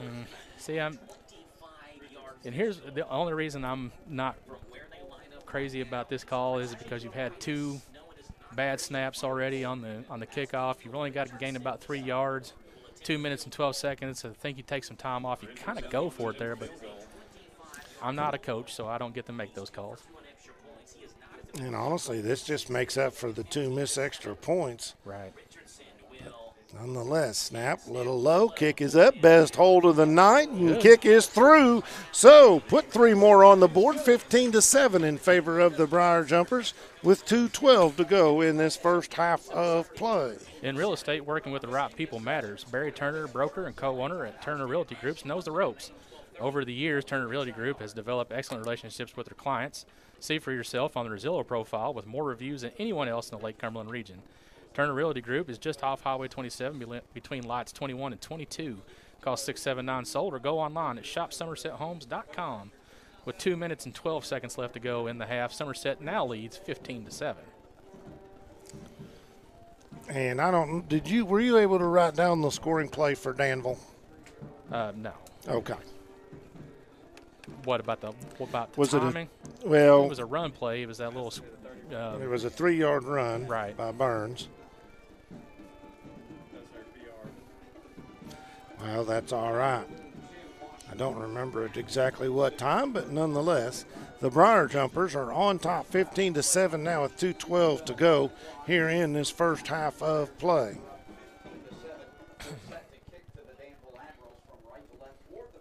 That is a nice kickoff, going to drive the Admirals all the way back to the 3-yard line, bringing it on up, trying to make something happen, then slips and falls on an attempted cut. That was Crawford for the Danville Admirals. He was brought down at the 17-yard line, where Danville will begin their drive, 1st and 10. So Danville will have the ball. 1st and 10 inside their own 20. Put it at the 17 on the left hash mark. Danville also got a couple timeouts. So they have 2 or 1? I think they have 2. I thought they used 2, but I could be mistaken. I didn't mark it. So, Dawson, Burns in the backfield, 3 receivers right for the Ads, 1 to the left. Man in motion. That is Dawson. Fakes the handoff, now pumps, goes down left field. Had a man wide open, getting past the coverage for the Admirals. That was Blake Jones, but he got behind Grundy, and Dawson Grundy. Puts it on the money, and it's a touchdown. Yes, it was. Clock stopped at 2:03 on the incomplete pass. I don't know if Grundy thought he had some help coming over that way or not, but 2 receivers each side. Dawson looks to the left, quick toss over there on that left side, knocked out of bounds by Grundy on the catch. I believe that is Blake Jones. No, correction, that was Crawford. I'm sorry. Looks like they didn't give him the forward. Looks like he was caught, stepped right out of bounds. Gain of 5. Looked like he gained about 7 or 8. I thought he had 2, but a little break for the Jumpers, if you will. Looking to the sideline for the play. Dawson now relays it to everybody else. Snap to him and gives it off to Burns, off to the left side. He's going to be tackled at the 25-yard line. Short of a first down. He's going to need about 3. What does Danville do here? Call a timeout. Yeah. Somerset's going to call a UCB United Cumberland Bank timeout, and why not? They're going to get the football back here with 1:46 to go in this half. Rick Barker, Godby Realty and Auction, names you know, names you can trust. Real estate auction services for farm, commercial, residential, and personal. Godby Realty and Auction has 49 years of experience in the real estate and auction business, and we are ready to put that to work for you. Go online at godbyrealty.com for more information. So timeout on the field, Somerset. Right now, I'm sure Coach Lucas and his special teams coaches are saying, first thing, catch the football. Right. Secure the football. If you don't think you can field it cleanly, just get away from it, because no matter what, you're going to get the ball back. Think there any discussion at all on the Danville sideline about going for it? If they do, it's a courage call. I can't believe they would want to go for it. I wouldn't either, but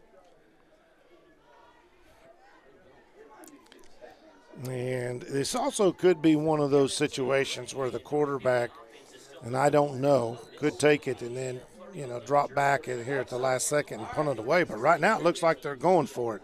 Grundy splitting the difference at his safety position, and now we get offsides, and that stinks as far as Somerset goes because that's going to give the first down, a freebie to the Danville Admirals.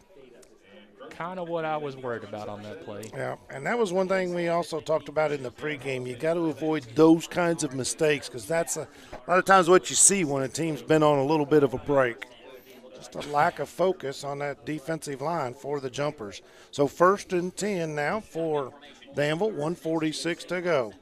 Dawson looks to the left, pump fakes. Now he's going to air it out down the sideline into triple coverage, and he's got nothing. And got nothing. That time took a little bit of a shot, too, after the end of the play. Was that Dawson that took the hit? I thought so. Could be wrong. Yeah, he's a little he's bending over, got his hands on his knees, just trying to make sure he catches his breath. And so Dawson now gets the play from the sidelines, 2 receivers either way. Burns in the backfield next to him on his right side. 1:41 to go. Now Burns goes in motion, makes it 3 receivers to the right. They try. That's a lateral, and that ball's going to go out of bounds at the 20-yard line.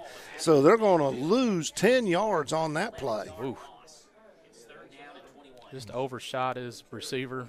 Yep. Good thing that thing didn't take a bounce and stay in bounds because that was 6 points on the board for Somerset. Burns went in motion out of the backfield to come out and help block on that screen, but that was easily a lateral. And big loss on the play for the Admirals. And the ball goes out of bounds, stops the clock. Another just 5 seconds, run off, 1:36. Jumpers got a chance. They get another stop here. Could force the punt and still get the ball back. Dawson hands it off to Burns. Takes off towards the left side. Going to get out to the 25, about half of that back. Ball comes out, but they're going to say the runner was dead. Or down, excuse me. The ball was dead. Give him, where are they marking it? Not sure. Yeah, they're going to mark it just across 25. So gain 6. It'll be 4th down and 14, and surely this time they're going to punt the football away. You're going to have to get 3 of those offside penalties in a row if you want it to work this time. Conveniently located off North Highway 27 between Big Lots and Backyard Burger, Magic Monograms is a place for custom embroidery, screen printing, and so much more.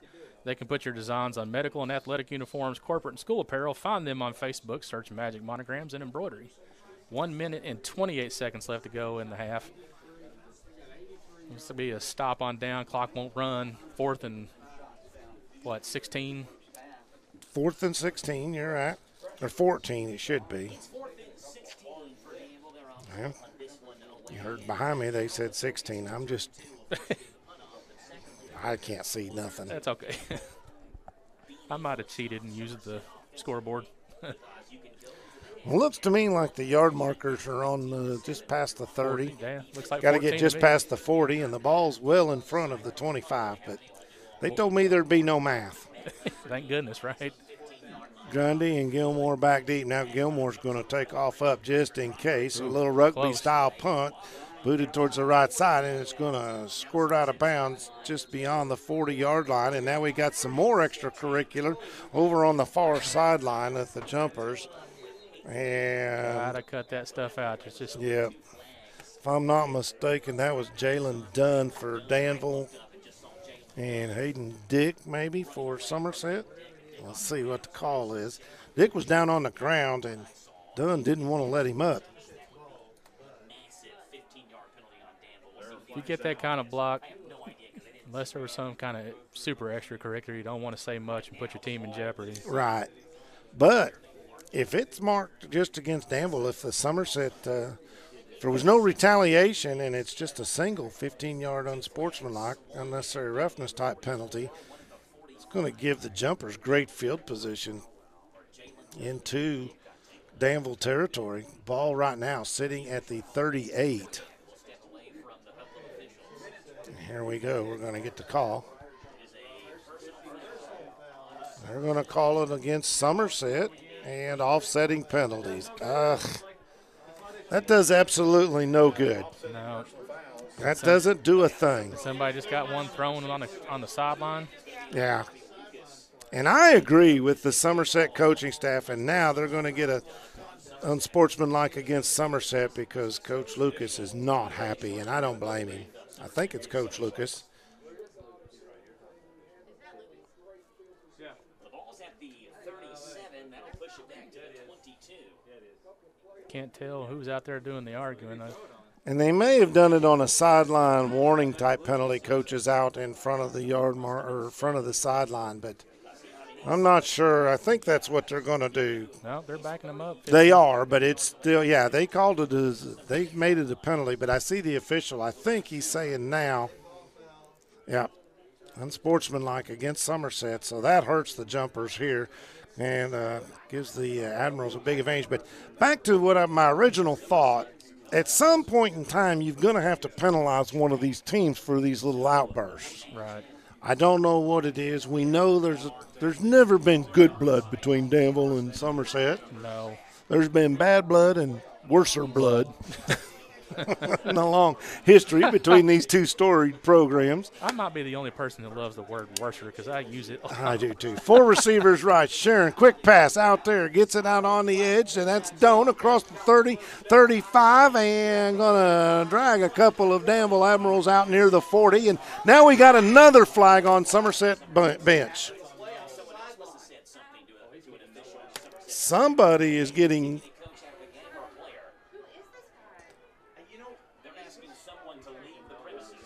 yeah. Somebody on the Somerset coaching staff evidently said something that the official didn't like, and he is ejecting a coach. He has told him, you've got to leave.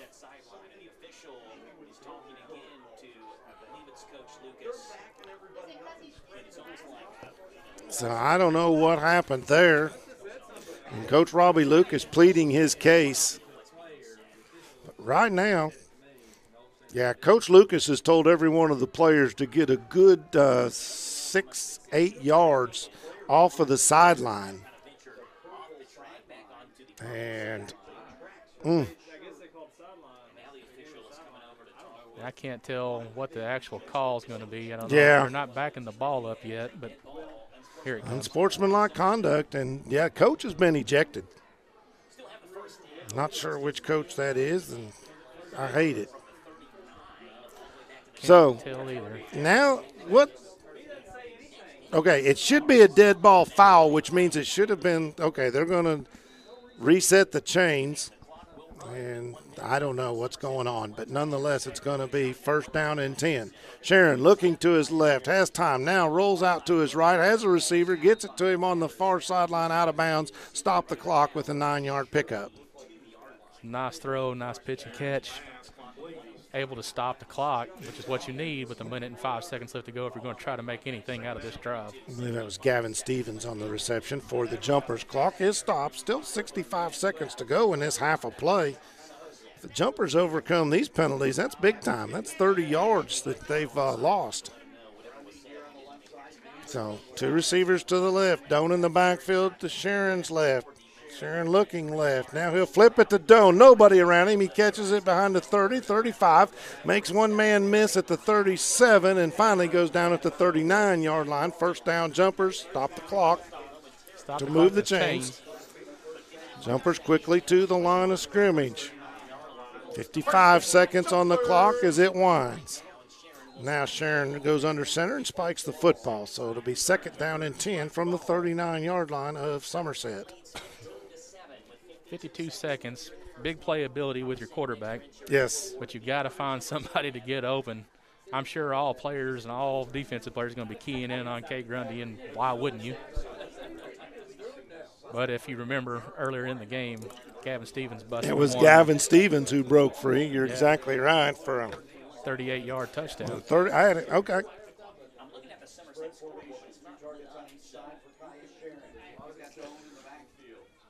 15-7, 52 seconds to go. Sharon takes the snap, looking downfield, has a man, got it to him on the far sideline, reaching behind him and making a fantastic catch for the Jumpers. That is Ricky Gilmore.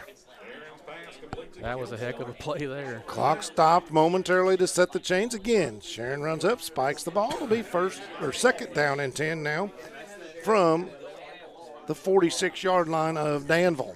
Some good clock management here by the Jumpers. 43 seconds to go. They lead it by 8, trying to add some more before the half. Second down and 10, 43 seconds to play here in the first half. Somerset with a 50. Ball on the right hash mark. Empty backfield, that 4-receiver bunch over here to the left.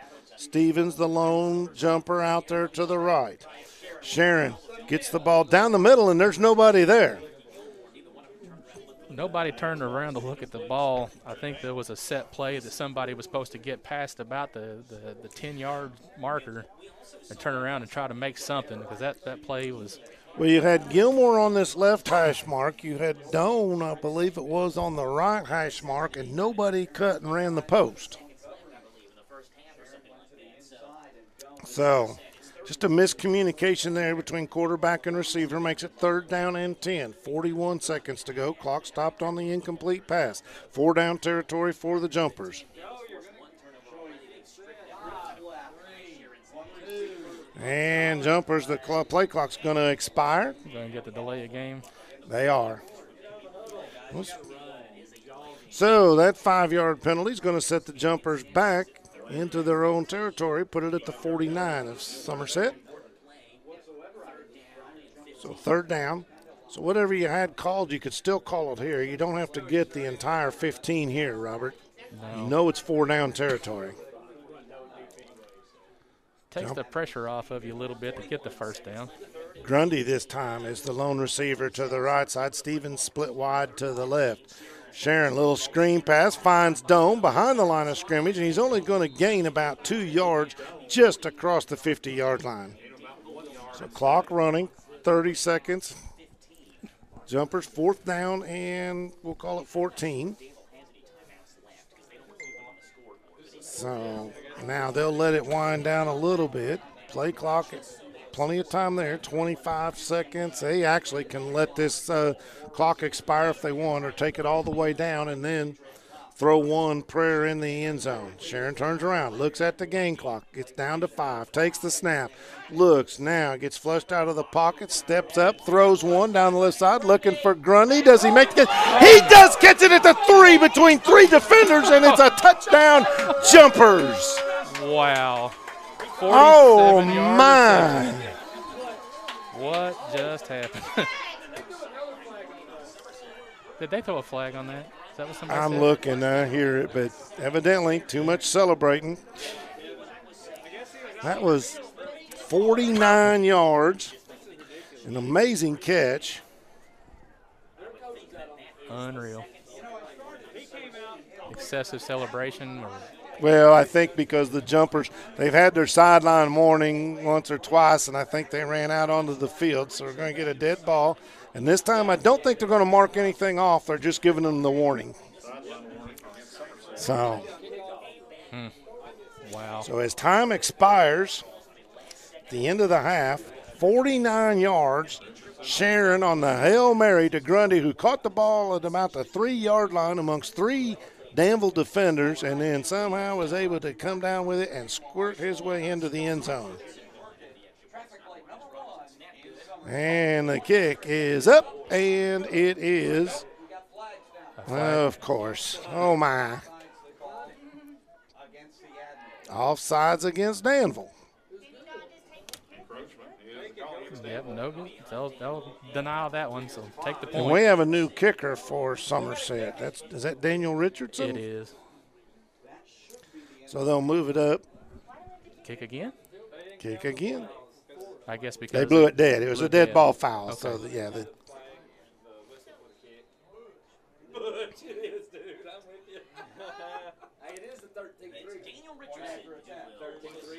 And this kick a little lower, but through the uprights, it's good. And Somerset takes the lead 22-7 as time expires in the first half of play. This is Quick Care Walk-In Clinics High School Football presented by Don Franklin Family of Dealerships on Lake Cumberland Sports. Since 1988, Toyota of Somerset has been serving and supporting our local communities. We want you to know that we are here for you and your family. Someone you can trust, someone you can count on, now and for the better days to come. Trusted, loyal, dedicated, helpful, and consistent. Toyota of Somerset. Come see us or visit us online at toyotaofsomerset.com.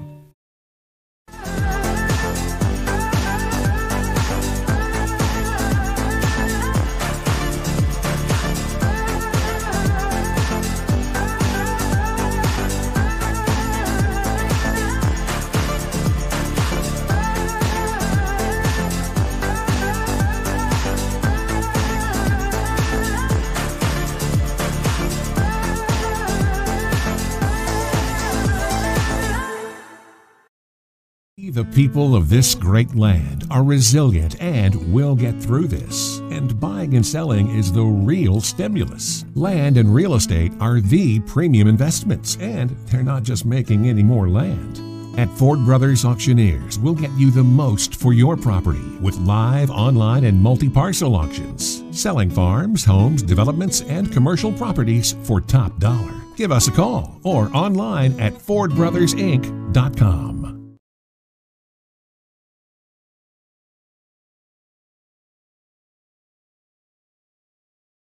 Quick Care Walk-In Clinic at Med Park West offers short wait times for sports physicals, flu shots, or immediate medical care with their in-house lab and x-ray. They're open late till 7 during the week and 10 to 3 on Saturday. Located behind the hospital just off Bogle Street in Med Park West, Quick Care Walk-In Clinic says just walk in when you need us.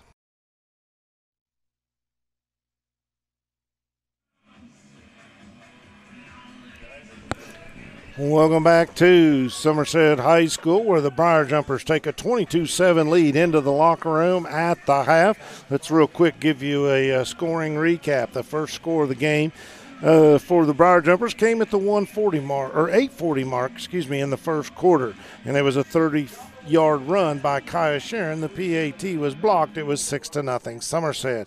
Again, the Jumpers, about a quarter later, with 9:55 to go in the second period, a 38-yard toss from Sharon to Gavin Stevens for the touchdown. And again, the PAT was no good, but the Jumpers were still up 12-0. At about the 6-minute mark of the second period, a 3-yard run by Burns put the ball in the end zone for the Admirals. PAT was good, and it was 12-7. Somerset stalled just outside the goal line, but Christian Whitus came on and kicked a 15-yard field goal and put the Jumpers up by 8 by a score of 15-7. That was with 2:12 to go. The last 2 minutes were rather exciting as the ball went back and forth a couple of times, and the Jumpers, as the time expired, put a Hail Mary pass, 49 yards, Sharon to Grundy, and the PAT by Richardson was good, 22-7, and that's where we stand right now at the half as the Somerset Briar Jumpers. It hasn't been real pretty, Robert, but they're getting it done. Not real pretty getting it done. So far tonight, Kaya Sharon, 152 yards passing, 75 yards rushing. So far, making a big early statement to try to get that player of the game. Rushing yardage tonight for Chase Doan, 47 yards. Mikey Garland with a big rush for 25 yards. Gerard Smith with 2. Receiving yardage so far tonight, Kay Grundy with 59 yards. And a touchdown. Number 4, Gavin Stevens, 38-yard reception with a touchdown. Number 5, Ricky Gilmore, good to see him back in action, 37 total yards. Be number 16, Jacob Smith for 19 yards. And number 8, catching one out of the backfield for 13 yards, is Chase Doan. So far, offensive numbers look all right, but the penalty yardage is what's concerning. So far, Somerset 6 penalties right now for, I should have done the math on this one, 60 yards. So 60 yards of penalties in the first half, a lot of those untimely, 1 turnover. Not a terrible first half, like you said, but. Well, and 30 of those yards came in that last 2 minutes set when there were not they got marked off for 2 unsportsmanlike. There was a third one that was offsetting, a fourth one that was offsetting earlier in the game. So, a lot of penalty yardage, you're right, and that's just something hopefully that the Briar Jumpers can clean up a little bit. But we talked about that. When you have some time off, those things can happen. I'm trying to look and see if I can get any score updates. Got one here.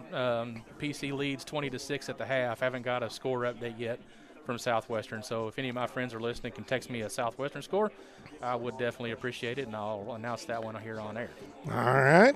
That sounds good. It is 22-7 at the half. This is Quick Care Walk-In Clinics High School Football presented by the Don Franklin family of dealerships at halftime at the Briar Patch as the Jumpers looking to begin, or they have begun, this defense of their state championship. And, man, that was big time last year. A lot of people think that maybe Lexington Christian is the team this year. But right now, if the Jumpers can eliminate some of those mistakes that they've made tonight, I really like what they can do moving forward, but there's still a half of football to be played here, and Danville's been tough. Danville's been tough. They only scored 3 points in this last game, already 7.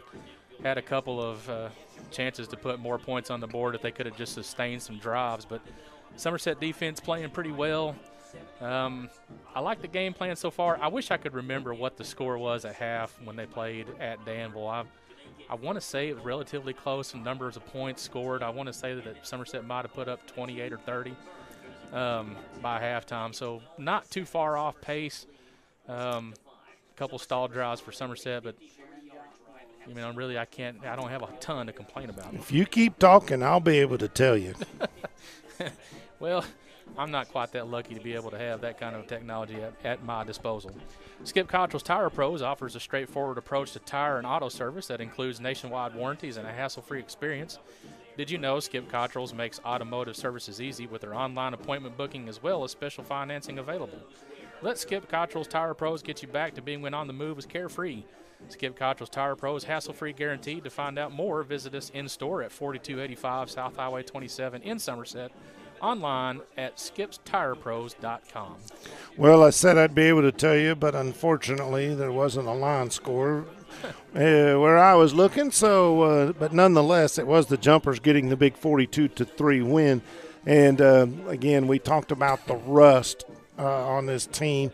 You've seen a couple of procedural type penalties at the line of scrimmage, and then the unsportsmanlike. And I think if you're Coach Lucas right now, he's telling his kids, you got to maintain your composure.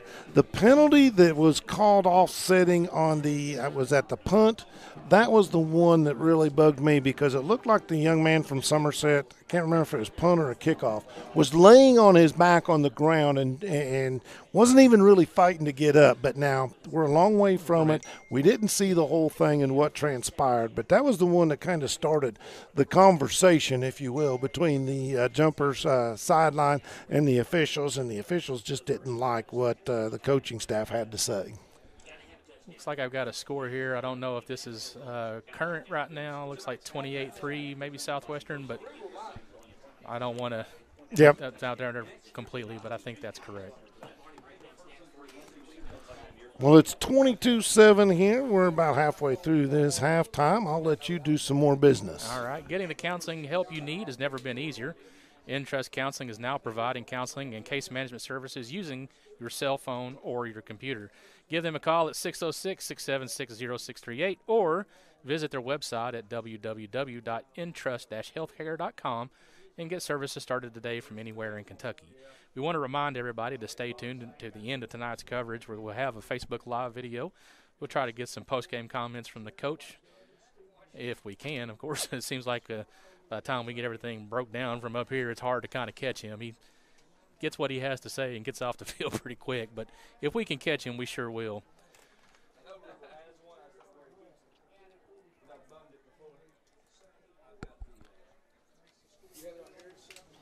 I'm still in awe of that pass reception by Grundy inside the 5-yard line to get it into the end zone at the end of the half. That was just absolutely an amazing play by Somerset.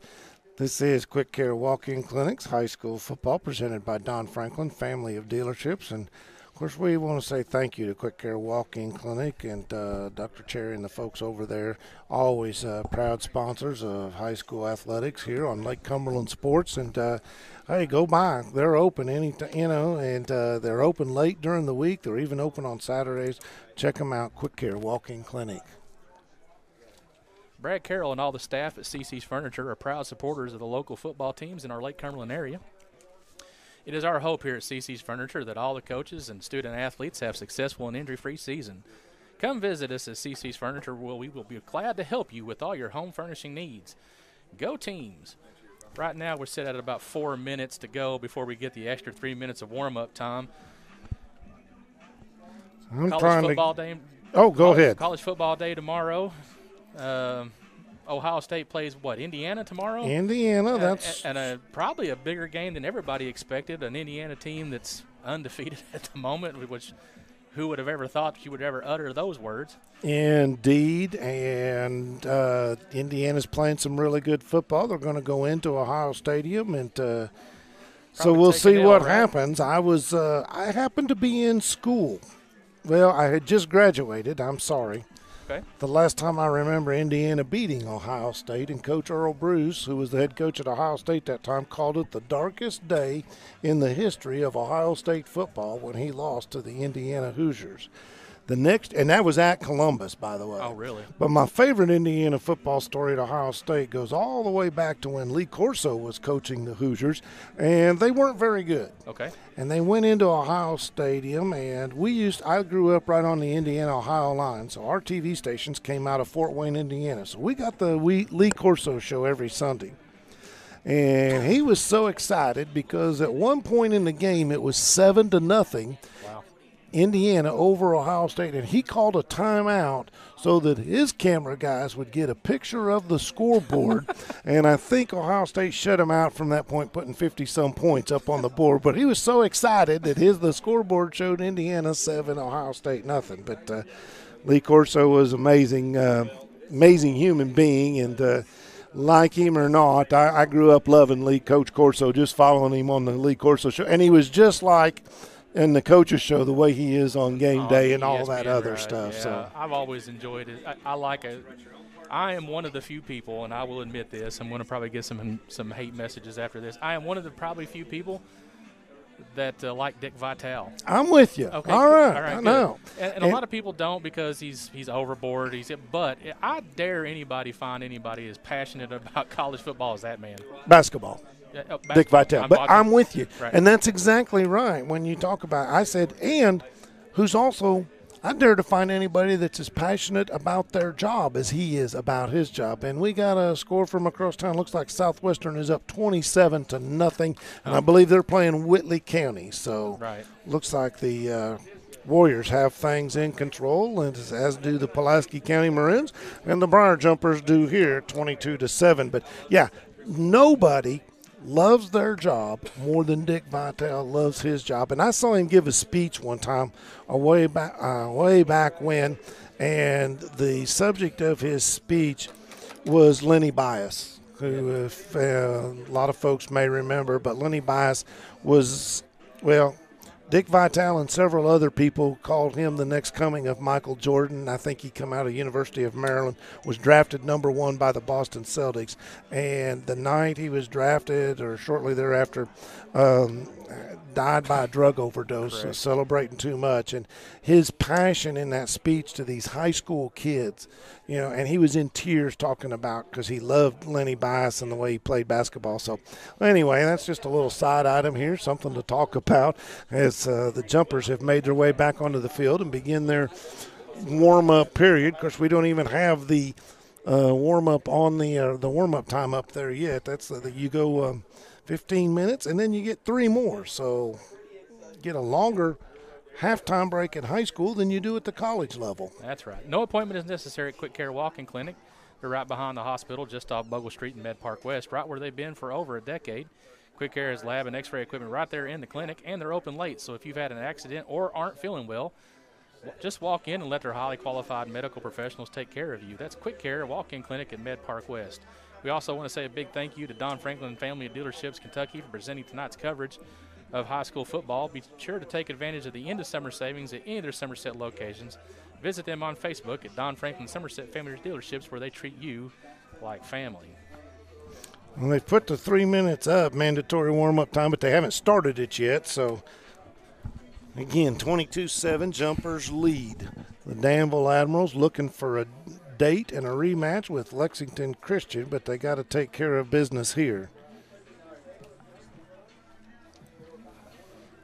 Don't think anybody's over there manning the clock. Well, I think they finally got her going, so we're into the mandatory 3-minute warm-up period. I always thought that was a little strange how they take college. It's 20 minutes. That's right. So you get 18 here basically, but nonetheless, it is what it is, and the Jumpers are warming up, and they will be on defense. What do they have to do, Robert, in this second half to maintain this lead? Somerset's got to come out and get a defensive stop and put points on the board and start putting the pressure on Danville to perform, and I think that's what's going to take. I don't think Danville feels like they're out of this game by any stretch of the imagination, but you put 8 more points on the board, it starts to look a little bit different. You're up at that point. You'd be up. Of course, if you get the extra point, you'd be up by 22-point deficit with the clock not being in your favor. So if you're Somerset, I feel like that's kind of what you have to do at this point. If you're Danville, you're going to try and take this opening kickoff. Your offense has been able to move up and down, and again, it's just been some miscues, the bad snaps that have cost them a couple of errant passes. And Danville, of course, Sage Dawson, been fortunate not to have a couple of interceptions go against him. Yeah, a couple of errant throws, and one that was actually caught that led to the touchdown score that really, had the defender made the play on the ball, it was probably something that was able to be picked off as well. But sometimes, like they say, the ball just never goes in your favor. So as of right now, score stands 22-7, 1 minute and 10 seconds left to go at the halftime. We want to remind you and say thank you for watching Buffalo Wings and Rings Video Game of the Week. I'm sure the video cast next week will probably be the Pulaski I'd say it'll be the Pulaski Southwestern game if those two teams hold on. Yeah, it will be. And it probably should. Those two teams, both local teams, going to try to get the rematch, the shot at each other to get another district championship. Both teams playing very good football. All right, 27-0, the Southwestern on top at the half, and 20-6, PC on top at the half. So all three of the hometown schools playing good football right now, or at least good enough to win. And Somerset will get ready to kick this ball off as the clock winds down. They'll put a fresh 12 minutes up, and seems like this has been the longest halftime of the that we have ever seen. If I didn't know any better, I'd say it was homecoming or senior night or. I think everybody was trying to delay the halftime for the start of Big Blue Madness, which starts at 9 o'clock tonight. Oh. No, not really. Okay. I'm just making it up. I was going to say. Well, now you're messing with me. It does start at 9 o'clock tonight, so hopefully I'll get to go home and watch that one after it's over. I think I put the DVR to record it, but I'm also liable to have forgot. I think I set my VCR. No, that's not true because I never said it when I did have one. Be honest, did you ever figure out how to set the clock? No, black tape, black tape. Covered up the same. It's the same system I used on the check engine light in my Chevy, my Chevrolet Celebrity car. That check engine light come on, you could cover it up with black tape, and it was fine and run smooth. So the Somerset Briar Jumpers have the ball teed up at the 40-yard line as they get set to kick it away here, doing the duties for the Briar Jumpers. I got it here somewhere.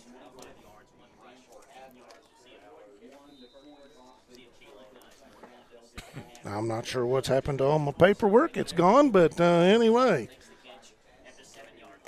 So ball is fielded at the 7 and going to get it out across the 24-yard line for the Briar Jumper, or for the Danville Admirals, and that's where they will take off. That's what you kind of wanted to do, hold them to a short gain on the kickoff. Now if you're the defense, like you say, you want to come out, try to establish that dominance, try to put more points on the board before the game even starts.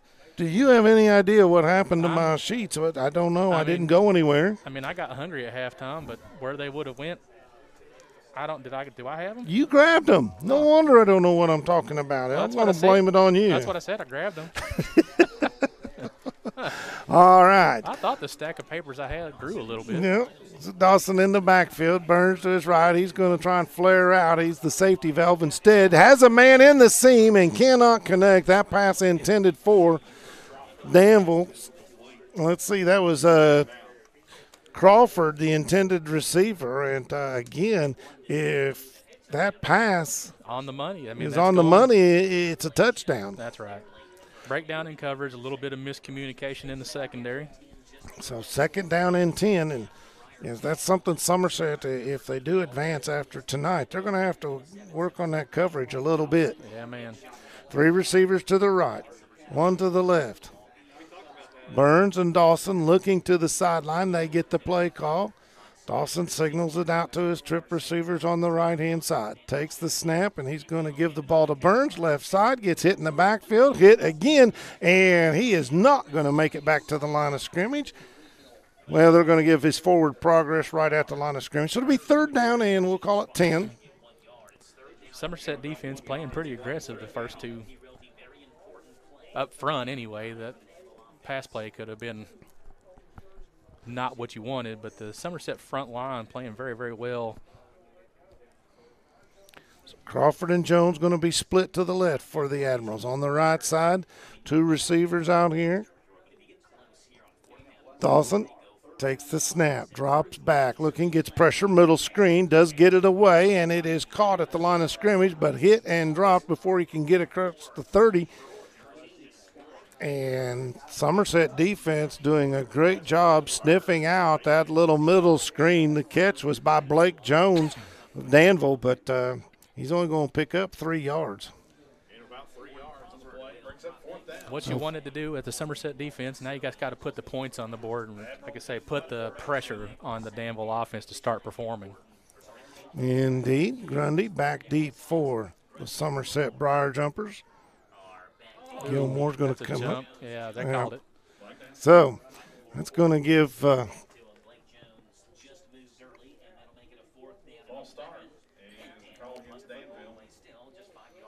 so 5 yards marched off against Danville. Make it 4th down and 11.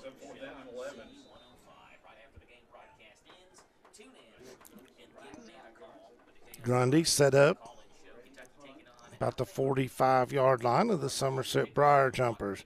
Rugby-style kick, and it's away, and Grundy runs after it and then decides, I'm just going to let it bounce. And now it takes a Somerset roll, hit it at about the 40, got all the way down to the 38, and then back towards the Danville side of the field. So it's going to be downed right there at the 39-yard line. Jumpers in good field position as they get their first drive started here in this 3rd quarter of play. 10-12 to go. They're on top, 22-7 on your Randall D. Turpin CPA scoreboard. Since 1979, Modern Systems has been defending communities all across Kentucky, and they're proud to be part of the communities they serve, committing time and sponsorships to numerous charities like Project 5810, Relay for Life, March of Dimes, Heart Walk, local school programs, and many more.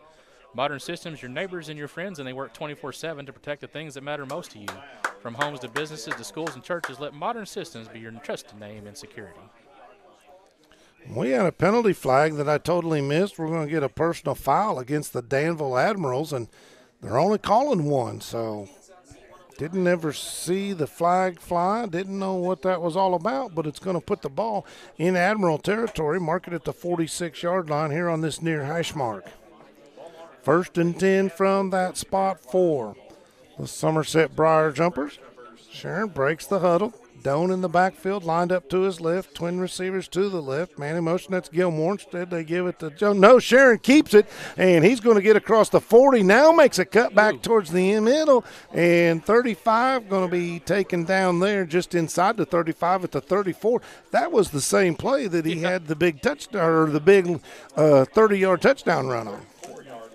Probably should have stepped out of bounds there. As soon as he stepped back in to try to get some extra yardage, he got hit right from the back.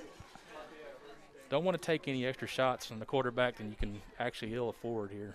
So picked up about 15 yards on the play. It'll be 1st and 10. Another Turner Realty Group first down as the Jumpers send 2 receivers each way. Stacked receivers on this near side. Now Grundy goes in motion. Gives you 3 receivers to the right. Instead, Sharon's looking to his left, in trouble. Now thought about taking off, backs up, finds Doan at the 30-yard line. He's got some room to run. Got a block from Hawkins at the 15 and is going to get all the way down to the 10. That was just pure athleticism after the catch to make the play for a gain of about 24 yards.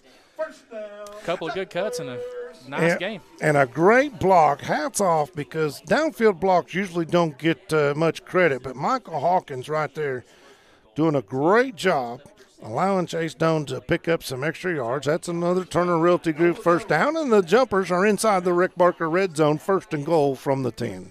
Put points here on the board, please. Put points on the board. If with the bad exchanges so far, if you're a coach at this point, it doesn't really change the outcome of the game, but if they score here, do you go for 2, or do you just try to continue? No, not at that point. Doan's going to take the handoff on the left side, and he's going to be hit and met right at the line of scrimmage. Dropped Maury Gray on the tackle. Gray, just a freshman linebacker, but did a good job right there and kept Doan in check, who's going to split wide to the right this time as part of trips to that right side. Gilmore and Stevens to the left. Now Sharon looking to the right. Got a flag on the play. Sharon going to throw the ball into the end zone. It's going to fall, but I think it doesn't matter. It's going to be a holding penalty. Going to come back. And the officials having a good time tonight. They may lead this game in yardage. There's a holding call on Somerset. Flag thrown at about the 15-yard line, so it's going to put him back at about the 25. Indeed. So that's going to be a big penalty. So mark it 10 from the spot of the foul. And like you said, it was a good 5 yards, 4.5, 5 yards behind the line of scrimmage. So it's going to be 1st down and goal from the 24. Down marker still says 2nd. Maybe it is 2nd. I'm not sure. Yeah, it is 2nd goal. That's right, because Doan on the first down play ran in the line of scrimmage. My bad. No, that's all right.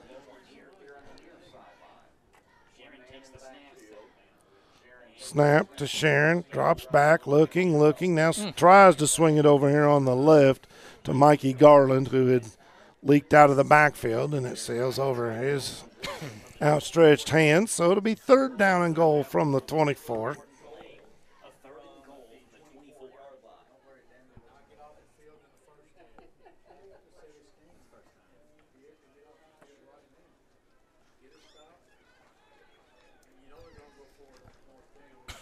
Three receivers, break huddle to the right for the Jumpers. Gilmore goes in motion, so he becomes the 4th receiver out there. Grundy is on top of that formation. Hawkins to the inside of him. Sharon takes the snap, feeling a little pressure. Left side, Gavin Stevens, he gets knocked down. Do they? Nope, they're not going to call it. They're going to say it was uncatchable, I guess, because Gavin Stevens got tackled in the end zone. It was more, well, I say tackled, but it was just there was a collision, let's say that. Yikes. But, so now, let's see what the Jumper's going to do here, and it looks like Richardson's going to line up for a long field goal. For what would be a 41-yard field goal attempt. Whew. He's got plenty of legs, strong kicker. Jumpers having a couple personnel issues. Finally rush on. Still plenty of time on the play clock, 10 seconds now. Got to have a good snap and exchange. That's been the bugaboo tonight for this kicking game is the snap. Good snap, good hold. Ball is up, and if it's enough, it is. Wow. 41-yard field goal by Richardson with 8:17 to go in this third quarter of play. Extends the Jumper lead 25-7. 2020 has been a crazy year, and a lot of things have changed, but some things stay the same or get even better, like Somerset Community College's commitment to students. We're committing to offering a high-quality education, a personal experience with great faculty and staff, and the lowest tuition in the state. SEC offers online, hybrid, and in-person classes and makes it easy for students to enroll. Somerset Community College offers classes in 8, 12, and 16-week sessions. SCC's campuses and centers are safe, clean, and ready to welcome you. With 8 minutes and 17 seconds left to go in the third quarter, Somerset now leads 25-7. Indeed they do, and they will kick the ball off. Again, it'll be Richardson. Set the ball up on the 40-yard line. Back deep for the Admirals. It will be Burns along with, I believe it's Blake Jones on the far side. Nope, excuse me, that's Crawford. Kick is away, heads towards Crawford, who's angling towards the sideline. Ball bounces and break for the Admirals as that ball rolled out of bounds at about the 4-yard line. They'll get it 1st and 10 from their own 35. Break for Danville, not so great of a break for Somerset because they had good pursuit angles going right towards the ball, but did not stay in bounds. Ball at the 35, be 1st and 10 for Danville. So it'll be Danville's second possession of this half. They trail it by a score 25-7 on your Randall D. Turpin CPA scoreboard.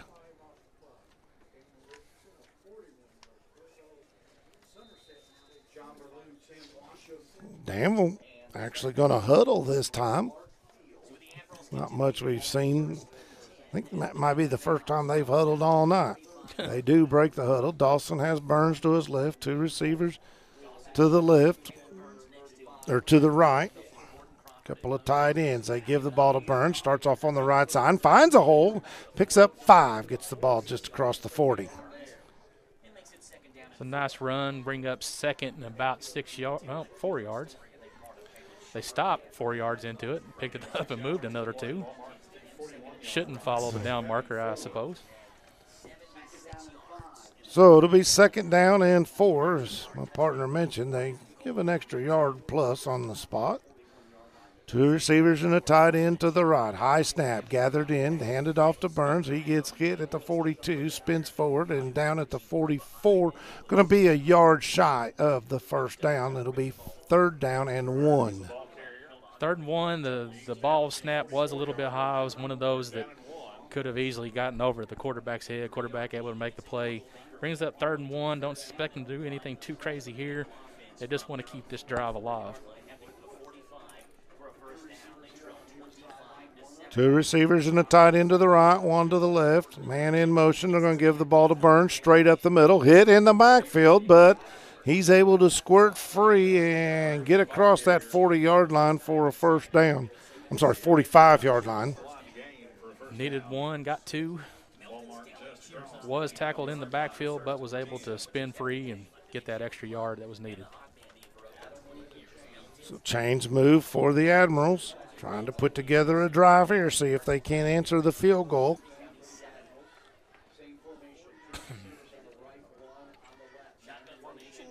Crawford goes in motion. He airs one out down the left sideline, and good coverage out there. That was Doan in coverage. Right there, step in step with the defender, with the receiver. Was able to make a play on the ball, maybe just give just enough coverage to make that ball a little bit tough to make a completion on, but the ball was thrown very well right to the receiver. Blake Jones was the intended receiver for Danville. So it'll be 2nd down and 10. Clock stops, 6:45 to go in this 3rd period of play. 2 to the right, 1 to the left. Man in motion, that is Crawford. I saw the saw some movement up front. Somerset was definitely pointing for it.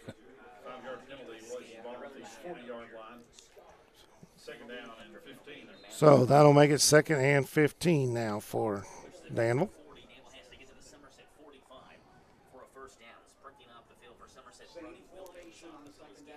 Again, Crawford in motion, and they fake the handoff to him, fake it to Burns, and this time just throwing it up for trying to get rid of it. And I'm looking for an intended receiver, and I don't see anybody inside the hash or outside the hash mark over there. That could have easily been a grounding call. Yeah, I think maybe they'll give it to him because it passed the line of scrimmage. I don't know. No, that's not a high school rule. Is it not? No, you don't get that in high school. And now, let's see, is the Somerset referee lobbying for it too? Yep, they are, and Yeah, I think Somerset was just maybe saying, hey, you know, but I think they have a bit of a case, but nonetheless, it's going to be 3rd down and 15. Because Dawson did nothing but throw that up in desperation just to get rid of it and avoid the sack. Right. Getting some pressure again from the outside, throws it over the middle, and incomplete is that ball. Also thrown right in the general.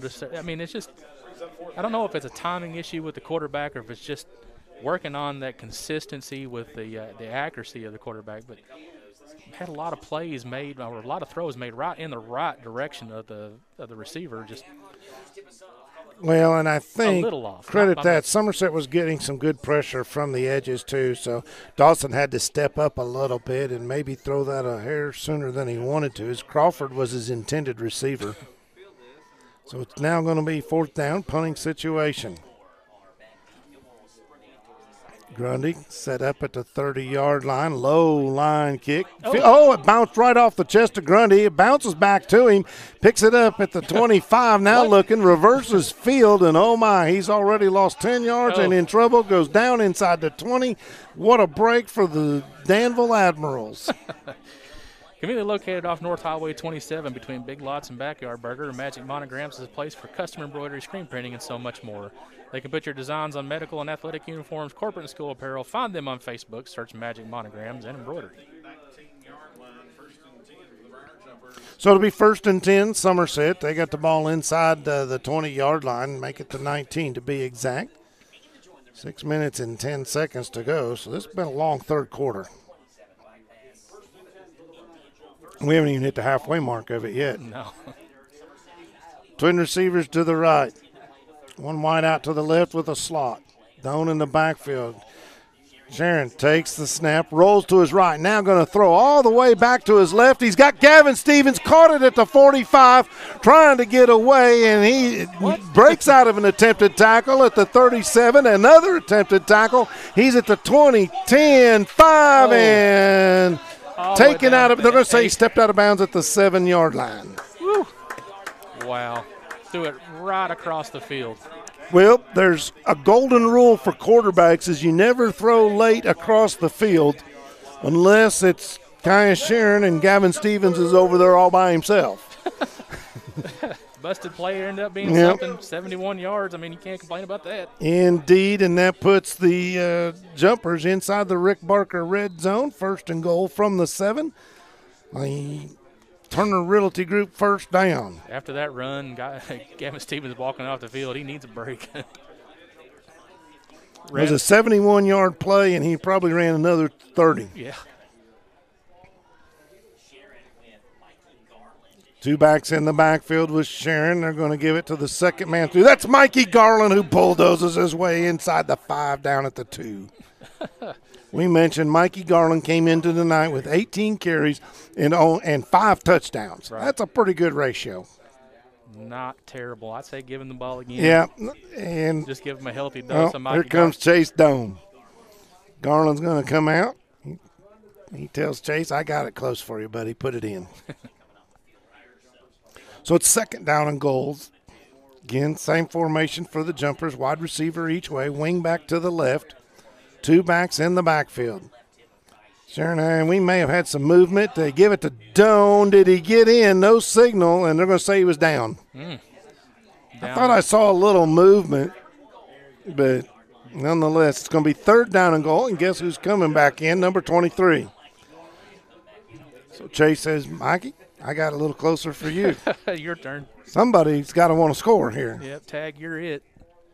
And if you're a lineman, you're loving this. Come on, coach, let's just run it in. Let's just exert a little macho right here. See if we can't blow this defensive line back into the end zone and get it in for another 6. 4:32 to go. Clock running. They snap. Busted play. Sharon keeps it, and he's going to waltz into the end zone untouched.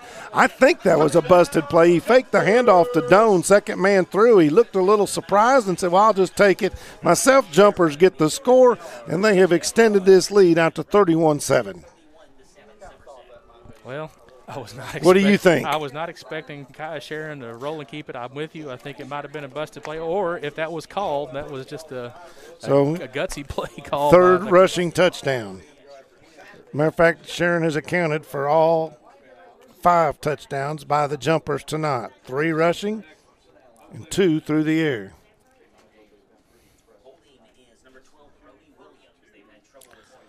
And that kick is up and through by Richardson, and it is 32-7. Jumpers on top with 4:27 to go on your Randall D. Turpin CPA scoreboard. Henderson Chiropractic, committing to relieving your pain using the true principles of chiropractic care. The Caring Helpful team strives for excellence through extraordinary service and patient education. Dr. Henderson provides chiropractic care for injuries that occur during sports, auto accidents, work-related activities, or just everyday wear and tear. The experience you need and results you want, that's Henderson Chiropractic. With 4 minutes and 27 seconds left to go on the Randall D. Turpin scoreboard, Somerset now leads 32-7. Indeed they do, and the Briar Jumpers extend that lead. They're able to score the first 10 points of this second half of play. And you got to think now Danville's going to be in desperate mode. And, well, actually we saw it in the last possession they had, tried to air the ball out, weren't able to connect, and had to kick the ball away to the Jumpers. They quickly turn it around, get the ball in the end zone. So much like the first meeting, which ended at 42-3, Richardson puts the boot to it. It's going to be fielded at the 8 and taking up the left-hand side, and Crawford is going to get the ball. Oh, fumble. Crawford lost the ball, but I think Danville retained possession. Yeah, nobody's getting up, patting each other on the helmet or anything. Nobody's signaling, so yeah, Danville did. Yeah, they come out with the ball. Yeah. So break there for the Admirals. 1st and 10, the ball will be at the 24-yard line. I got this great big TV screen over here. I could really look at it and get a better idea of the spots, but well, there's one thing I've never been accused of is being very smart. Just now thought of, oh, wow. Yeah, ball's on the 24. I can see it right there, right at the end of my finger. Anyway, Danville has the football. Man in motion. Dawson, that ball batted in the air and picked off by the Jumpers. Is that Stevens? No. Can't tell. Chase Doan with the interception. That ball got batted at the line of scrimmage, and that's always ugly for an offensive team, and kind of becomes a free ball, jump ball situation, and Chase Doan able to grab it, and the Jumpers have a short field to work with and a 32-7 lead. Brad Carroll and all the staff at CC's Furniture are proud supporters of all the local teams in the Lake Cumberland area. It is our hope at CC's Furniture that all the coaches and all the students have a successful and injury-free season. Come visit us at CC's Furniture, where we will be glad to help you with all your home furnishing needs. Go teams! Oh, that's got to take the wind right out of the sails of the Danville Admirals. Jumpers with the football. Grundy lined up down here at the bottom. Take one shot to the end zone right here. Man in the slot. Yeah, I like that idea. I always like that. Sure enough, Sharon drops back looking deep. Now he's flushed out of the pocket running for his life. Strip gets out of one tackle, misses, makes another man miss. Somehow gets back to the line of scrimmage and dives across the 35 to pick up a couple of yards. Couple of arm tackle attempts by Danville, and Sharon, as big and strong as he is, he can usually run out of those. You're going to have to get more than jersey on him. More than jersey. I was just getting ready to say the exact same thing. He actually ended up with 3 yards on that play, so 2nd down and 7. Nifty little play there by Kaya Sharon. Of course, the University of Kentucky commit.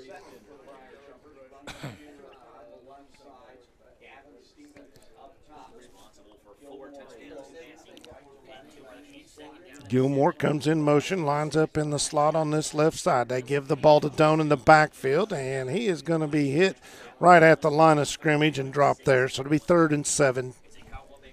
3 minutes, 10 seconds on a running clock. Well, it's not a running clock. The clock is running, I should say. 32-7 is your score. Again, 4-down territory here if you're Somerset, right? I believe so. Grundy and Hawkins this time are going to split to the left. No safeties back. Grundy's got one-on-one. Sharon takes the snap. Instead, they swing it out to Grundy on the little screen pass. 30, 25, going to be down at the 23-yard line. Plenty of yardage for the first down. Move the chains. Another Turner Realty Group first down. 22-yard line. 1st and 10 there for Somerset. Keeps the drive alive. Nice, easy play. Had a good block on the outside. Michael Hawkins right there to seal the defender. Opened up an avenue for Kay Grundy to get about 10 yards for a first down. Trip receivers to the right. Stevens, the lone wolf down here on the bottom side. Snap taken by Sharon. Quick toss to Doan, who takes it. It gets 20, 15, 10, makes a man miss and gets into the end zone. Runs right through the Rick Barker red zone into the end zone for a Citizens National Bank touchdown. A great run by the young man. Had great field vision, kept on his feet, kept his feet moving into the end zone. Give him 6. He's had a pretty big night running the football. 22-yard run by Chase Doan, and Richardson's going to come out to attempt to tack on this extra point. I say Richardson. I may be mistaken. Number 11, that would be number 1. Number 1. Oh, that's Madison Rubel. Madison Rubel.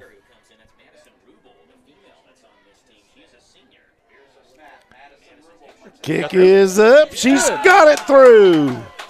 So Madison Rubel, female kicker for this Briar Jumper team, scores her, I believe, first point of her football career. May well be. Skip Cottrell's Tire Pros offers straightforward approach to tire and auto services that include nationwide warranties and a hassle-free experience. Did you know Skip Cottrell's makes automotive services easy with their online appointment booking as well as special financing available? Let Skip Cottrell's Tire Pros get you back to being when on the move is carefree. Skip Cottrell's Tire Pros, hassle-free, guaranteed. To find out more, visit us in-store at 4285 South Highway 27 in Somerset or online at skipstirepros.com. 2 minutes and 3 seconds left to go in the third quarter. Somerset leads. And we might have one proud papa sitting over here to our right. His dad, the camera guy. I don't blame you. Celebrate, my friend. Celebrate. Exciting time. Madison Rubel able to kick that through. Byron milkshake tonight, Dad. Yep. Well, if anything's still open. Kicked by Richardson. Again, kicks it over into that corner, and this time coming back and fielding it for Danville, and now making a move around the right side. Ooh. Oh, man. Shoestring tackle that keeps the ball to a short gain on the return for the – that was Keelan Story for the Admirals. And a shoestring tackle kept that from being a big-time gain. Had a small play to the outside. Camden Hughes to be able to come up and make the play. Yeah. Speedy young freshman. I like the young man's game a lot. So ball will be marked down at the 21-yard line. 1 minute and 56 seconds to go here in this third quarter of play. Admirals break the huddle. Trips to the left. One receiver to the right. Burns in the backfield. They fake the end. A ball fumble on the ground. Picked up, still loose. And Burns is going to be able to come back and get that ball. You did. It bounced right back to him, didn't it? Yes, it did. Fell right on the ground. I don't know how that ball made the bounce backwards that it did, but right into his hands.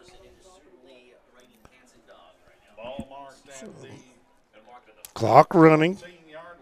So put the ball back at the 14. Loss of about 7 on the play. So it'll be 2nd down and 17 for the Ads. Wide receiver way out top at the numbers on the far side. Instead, they're going to try and hit the slant pattern. That is Story again, the intended receiver, and goes off his hand. And 3rd down and long. And tell you what, Danville needs to pick up a first down here. Danville needs to pick up a first down here because the game's getting ready to get out of hand. Especially if they give one up for another score, it's just indeed another score. Then it becomes a running clock situation. 35 points, and right now the deficit is at 32. Snap taken by the quarterback, safety? And he is going. No, I think they're going to rule him down. Yes, they are indeed. So a 2-point play for the Somerset Briar Jumpers. Just a jailbreak top blitz right there, and looking for a number. Is that Gerard Smith? It is big number 44, Gerard Smith. Wow. And on that play, instead of saying he looked like Chuck Foreman. You know who he looked like? Who do he look like that? Brian Bosworth, Oklahoma Sooner. Wow. So that's going to be 41-7 now, and the Jumpers will get the football as the free kick situation for Danville from the 20-yard line. And really, I thought maybe they would rule him down just outside the goal line, give him forward progress there. But said he was still trying to escape, but great pressure that time by the Somerset Briar Jumper sophomore, Gerard Brown. Don't feel great, just can't wait. Well, Quick Care's open late. Just walk in their clinic in Med Park West, just off Bogle Street behind the hospital. Hours are 9 a.m. to 7 p.m. on weekdays and 10 to 3 on Saturday. No appointment is necessary for accidents, ailments, chronic conditions, as well as health services like sports physicals, flu shots, and health screenings. They accept most major health insurance plans, and they can bill the insurance companies direct. Quick Care Walk-in Clinic at Med Park West. Doan and Grundy back deep for the Briar Jumpers. Across the middle, it'll be Gilmore. Trying to get you. Looks like Gilmore along with Brody Williams. And over on the far side, number 26.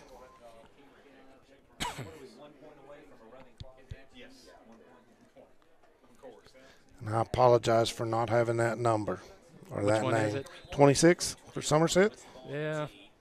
Because I was going to say it's Dylan Keith, but 28 is down here on the sideline. So Gilmore's going to field it at the 40, takes it, gets across the 50, 45 of Danville, and going to be tackled there in front of the Somerset bench at about the 42-yard line, and the Jumpers will take over there, 1st and 10.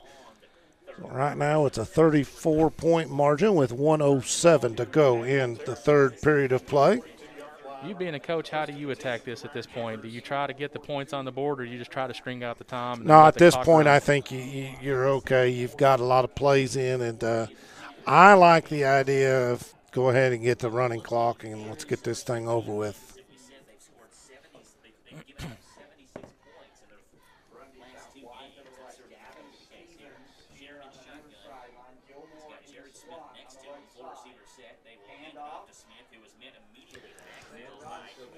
And play is taken over on the left side. That's Gerard Smith on the carry. He's going to pick up 2. Stopped in the backfield. That's just the strength of the young man to be able to carry defenders across the line and turn it into a 2-yard game when it should have probably been a 2-yard loss. 42 seconds left to go in the third quarter. Clock ticking.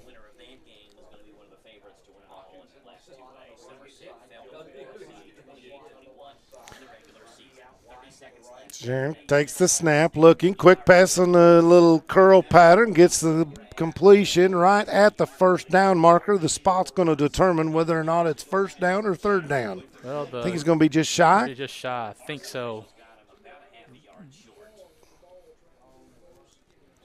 Yeah, again, I'm trying to watch the down marker. They're going to put the ball at the 33-yard line, so it's going to need a yard. Who caught the ball was the problem. Did you see the number on that? I did not. I did not either. I'm trying to multitask here. And that sound you hear off in the distance is the horn.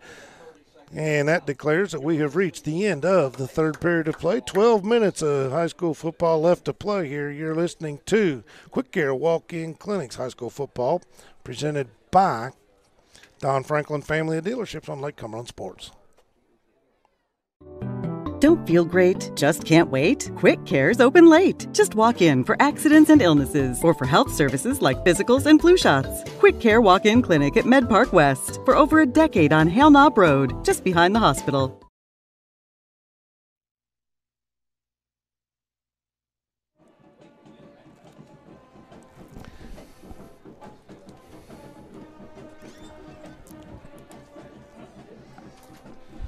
Minutes left to go in regulation. Somerset now leads 41-7. Somerset driving third down with about 1 yard to go to continue to maintain this drive and hopefully just get some more clock running off this game. Indeed. Banking is easier at United Cumberland Bank. ATM deposits, instant issue debit cards, and the mobile app that gives you full control are just a few reasons why more Pulaski Countyans are choosing United Cumberland Bank, member FDIC. try to buy you a little bit of time there. Looked like somebody was trying to get your attention. Indeed, so I appreciate that as the Jumpers now have the ball. 3rd down and 1. Ball placed at the 33-yard line of Danville. Doan in the backfield this time gets the handoff off to the right side across the 25 down to the 20. Still going, dragging people down inside the 15. He's in the Rick Barker red zone. And another Turner Realty Group first down for the Somerset Briar Jumpers. Another good hard run. The young man's going to run like that. Just continue to feed him the ball. At this point, they say you're just running clock. At this point, if you score here, the clock is going to continue to run. So, 11:38 to go. Clock is running after they reset the chains. 3 receivers left. 1 to the right. Doan takes the handoff. No, right up the middle. That's not Doan. At the 5-yard line, and that is going to be another first down. Looking for a number? 26. 26. Oh, so 26, I do believe, is Guy Bailey. Okay, thank you. Yep. Now it's been solved. 35 is his normal number. Well, you told me there would be some issues with jerseys possibly tonight. And so I apologize for all the times I missed it before, but Guy Bailey on the run, and it is another just outside the first down marker. So it'll be 2nd and less than 1. Fake the pitch. Sharon now to his right, looking. Has a man in the end zone. Was that Stevens? It was. Wow, that pass perfectly thrown over the outside shoulder, and Stevens reached up and grabbed it, and that puts the Jumpers up 47-7 with the extra point try to come. And that'll get the clock running towards the end of the game at this point. And the official trying to get it going, and there it goes. So, and it looks like Madison Rubel's going to come on and attempt her 2nd extra point of the night. Williams to hold.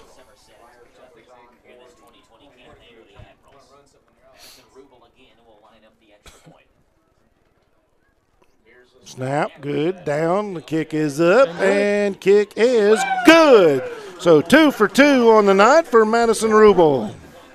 No appointment is necessary at Quick Care Walk-In Clinic. They're right behind the hospital, just off Bogle Street in Med Park West, right where they've been for over a decade. Quick Care is lab and x-ray equipment right in the clinic, and they're open late. So if you've had an accident or aren't feeling well, just walk in and let their highly qualified medical professionals take care of you. Quick Care Walk-In Clinic at Med Park West. We also want to say a big thank you to Don Franklin Somerset Family Dealerships Kentucky for presenting tonight's coverage of high school football. Be sure to take advantage of the end of summer savings at any of their Somerset locations. Visit them on Facebook at Don Franklin Somerset Family Dealerships, where they treat you like family. So Somerset just totally dominating this second half of football. It was 22-7 when they went in for the break, and right now your score 48-7. Somerset on top on your Randall D. Turpin CPA scoreboard, and we do have a running clock situation now, so this game will go by rather quickly from this point forward. Richardson's going to tee it up on the 40-yard line. Yeah, we've got to get some fresh faces out here for Somerset. Yeah, and we'll try our best. Get numbers for everybody. Kick is away, and it is going to be fielded at the 15-yard line, taken there and trying to get around to the outside. That was Story, who had a full head of steam when he caught that football, but good coverage by the Jumpers.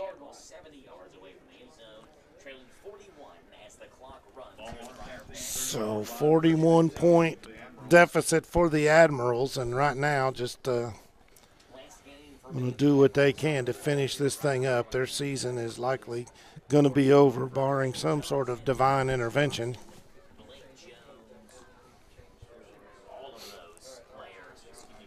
Dawson and Burns still in the backfield. 2 receivers each way. Handoff to Burns. Dances around in the line of scrimmage. Now breaks free, and he picks up 10 yards. Going to be a first down as he gets it right out to the 40-yard line. Move the chains. Clock continues to run.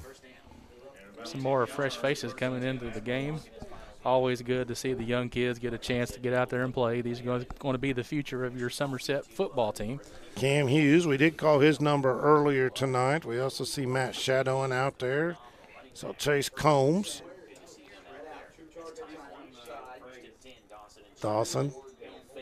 Somebody I think went over encroachment on defense up here in the front. New running back is for the Admirals is Brady Johnson. They're going to move the ball 5 yards, infraction against Somerset. Still first down.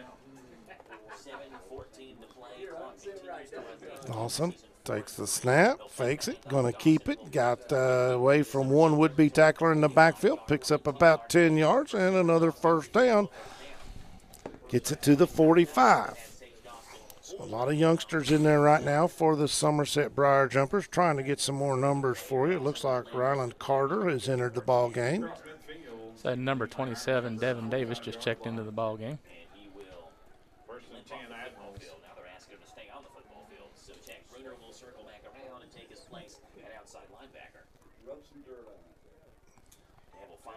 Two receivers each way for Danville. Snap. Give that to the man in the backfield. That's Johnson around the right side and able to tiptoe and down that far sideline, pick up a first down, move the chains. 6:20, clock continues to run. Johnson brought down at the 35-yard line.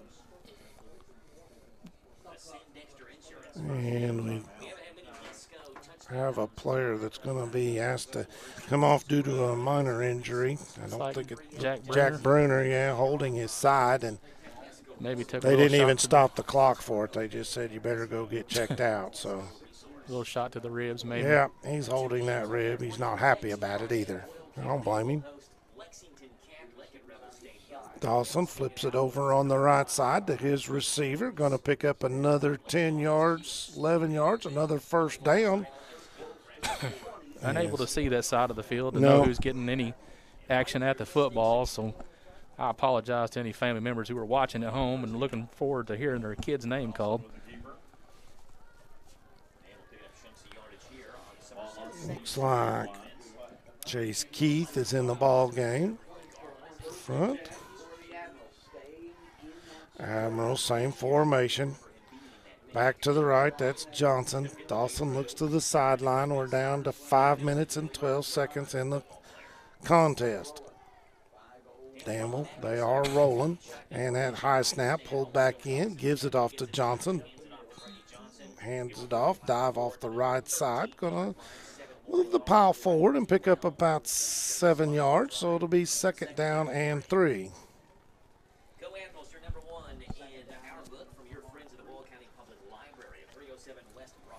So see into the ball game, Preston Reed. You know him? Never met him. All right. And he's wearing 60 tonight. They tried to trick us. Toss out on the right side, caught, and inside the 10-5 and down towards the goal line. Did he get in? No call from the official. They're going to say maybe stop just shy of the goal line. On the reception for Danville, that was Bryce Johnson. Clock still running. We're down to 4 minutes and 10 seconds. And if they get this lead back under 35, that does not revert back to a normal clock. No. So clock will continue to run no matter the result. As right now Danville trying to get a second score on the board. Tossed by Dawson out there again. And that was caught behind the line of scrimmage. And again, that was Johnson, but he was stopped short of the end zone. So. I thought the line judge was signaling touchdown, but guess he not. Just had one hand up. So it's second and goal. Ball inside the 1. And now we get a timeout, equipment timeout from the official, and we're good to go. Got it fixed. That was Hayden Dick over there, had a uniform or equipment issue. I believe it was him.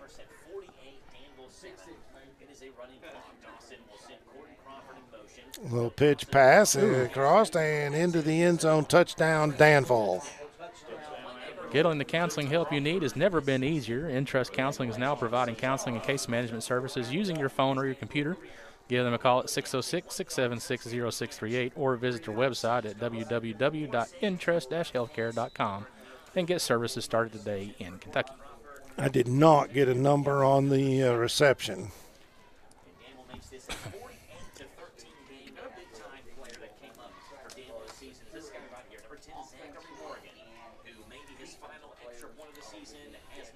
Extra point is good. I missed the signal.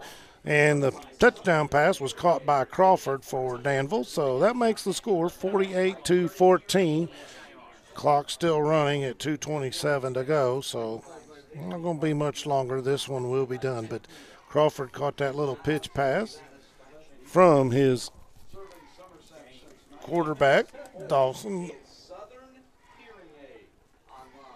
If you want a great career, Somerset Community College's career and technical programs can help. Or if you want a bachelor's degree but not massive college debt, just start at SEC and transfer to the new University Center of Southern Kentucky, located right here in Somerset, and save thousands. Sign up now on campus or visit online at somerset.kctcs.edu. Don't delay, enroll today. A minute 45 on the clock. Clock continue to kick. I don't know that they're going to get much else. Maybe the kickoff, maybe a play, maybe just a kickoff at this point. I don't suspect that Somerset's going to try to come out here and run anything. I always thought the clock stopped on a score, but I don't know the rules, so I'm not going to pretend like I do. I asked somebody one time, and the way the referee explained it to me was that the clock wouldn't stop unless there was a tie game. But so the kick is away. It's going to take a bounce and right by a Somerset player into the end zone. At that point, it'll be dead ball. Jumpers will get it to start this drive at their own 20. And likely by the time they get out there, let's see when the official starts the play clock. It's 25 seconds on there. And he can wait. We're just trying to determine. They may have to take a knee one time. Ball's still not been spotted. Officials taking their time. 45 seconds to go. And they still haven't got it spotted. It's going to be let's see. 35 seconds ago, they do start it. So there you go. Your jumper's going to have to take a knee.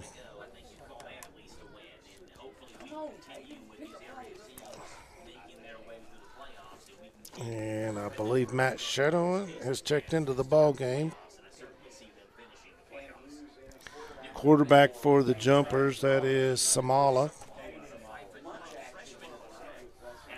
Caden Samala, and he's going to hand the ball off, get the run out to the 25. That's going to be it. 3, 2, and 1. That's the ball game. Jumpers win it 48-14. Well, not exactly the same outcome that I expected. I did expect this game to be much closer, and up to a certain point in the second quarter, it was definitely that. Hats off to the Somerset team for not having played but one game in a month and come out and look relatively decent. Scored a little bit, scored more points than they did in the original meeting, but some of that on short field over turnovers or whatever have you. So, good game by the Somerset team all the way around. Indeed, and of course the team's surprising. It's the first time I've seen teams meet at midfield for a handshake and congratulatory remarks towards each other. But, hey, them guys fought a hard battle, and it was a tough ball game all the way along. So we will also try and bring you the Alton Blakely Ford wrap-up show with Coach Robbie Lucas. If we can catch him at the end of this game, we will certainly try and do that. If not, you and I can go down there and talk for a minute. That's right. Try to give you some raw numbers here. 271 passing yards tonight for Kaya Sharon, along with 93 rushing yards. Chase Doan ends up with 95 total rushing yards and a touchdown. Mikey Garland, 2 carries for 30 yards. Gerard Smith with a carry for 2 yards, and Guy Bailey with 1 carry for 9 yards. On the receiving end tonight, Kate Grundy, 69 total yards with 1 touchdown. 3 receptions for Gavin Stevens, but one of them huge. Ended up with 116 yards and 1 touchdown. It was good to see Ricky Gilmore back out on the field, 44 yards tonight. Jacob Jacob Smith with 1 reception for 19 yards, and 2 receptions on the night for Mr. Chase Dome for 37 yards. So very good offensive production night for Somerset. Can't complain too much. Was able to spread the ball out to multiple receivers to get some things going tonight. All in all, a good offensive game and a very good defensive game, even though that last touchdown was scored late on what was basically the reserve defense. Also want to say a big congratulations tonight to Madison Rubel. First points ever scored by a female here at Somerset High School. In 114 years of football. Wow. Wow. Well, congratulations, and I know Dad over to our right, Jason. He's awful proud of her. Of course, he helps us out to make sure we got everything we need to go here from Somerset High School. But we've got to do a little bit of award here. Offensive player of the game, I got no problem. I think I know where it needs to go. Defender of the game, oh, man. Man, a lot of people had a very good games tonight, but Gerard Smith just making his presence known out there on the football field. And that's not to diminish that any other plays that anybody else made, but sure did stand out tonight to me. Indeed, got a lot of pressure. And then, of course, early in the game, we saw a lot of action. I'm looking here. I made a note, and I can't Brandon find my Jones. note. Yes. Yes. So either one of those two guys, I think, deserve that award. I'm going to let you pick it. I'm going to let you pick it. No. Are you going to have the moms call me? No. Yeah. I think that's both well-deserved. Yeah, and, I think so, too. I'll give it to Gerard tonight, and hopefully Brandon shows up. He had a big game against LCA last time, and I'm hopeful that he'll be able to pull it out next time. Offensive player of the game, I'm guessing that you're going to say Guy Bailey. Kai Sharon accounted for 6 of the 7 touchdowns, and I'm looking, do we need to take a break? I'm looking at Pat. No. Okay, we're good. All right. He was giving me hand signals, and I'm not very good at those either. Kai Sharon counted for 6 of the 7 touchdowns tonight, 2 run, 4 passing touchdowns. You mentioned 271 yards through the air and 93 yards on the ground and 2 touchdowns. Pretty good return for that young man. I think he's healthy. Yeah, I think so too, and I hope that he carries that same poise and that same top play on into next week, where right now Lexington Christian looks forward to the rematch at Lexington Christian. Indeed, indeed. All right, sir, that was a lot of fun. It was a lot of Short notice, I got a phone call this afternoon. Chris, if you're listening, we hope everything's okay. Yeah. Man, know that our thoughts and prayers are with you and Yes, everything that's going on there. And I want to thank all the sponsors. I want to thank Kevin Lloyd for giving us the opportunity to bring you this contest. Thank all the listeners, sponsors, Robert, man on color commentary. Want to thank Jeremiah doing the camera work that he does, Pat Harris for producing tonight. I'm Bob Boone. We're going to say good night, everybody. We'll see you next time. Somerset stays alive. They'll be on the air next week, and I believe we're going to see a Southwestern Pulaski County matchup in our Buffalo Wings and Rings video game of the week. Yep, good. So that's it for me and Bob, good night, everyone.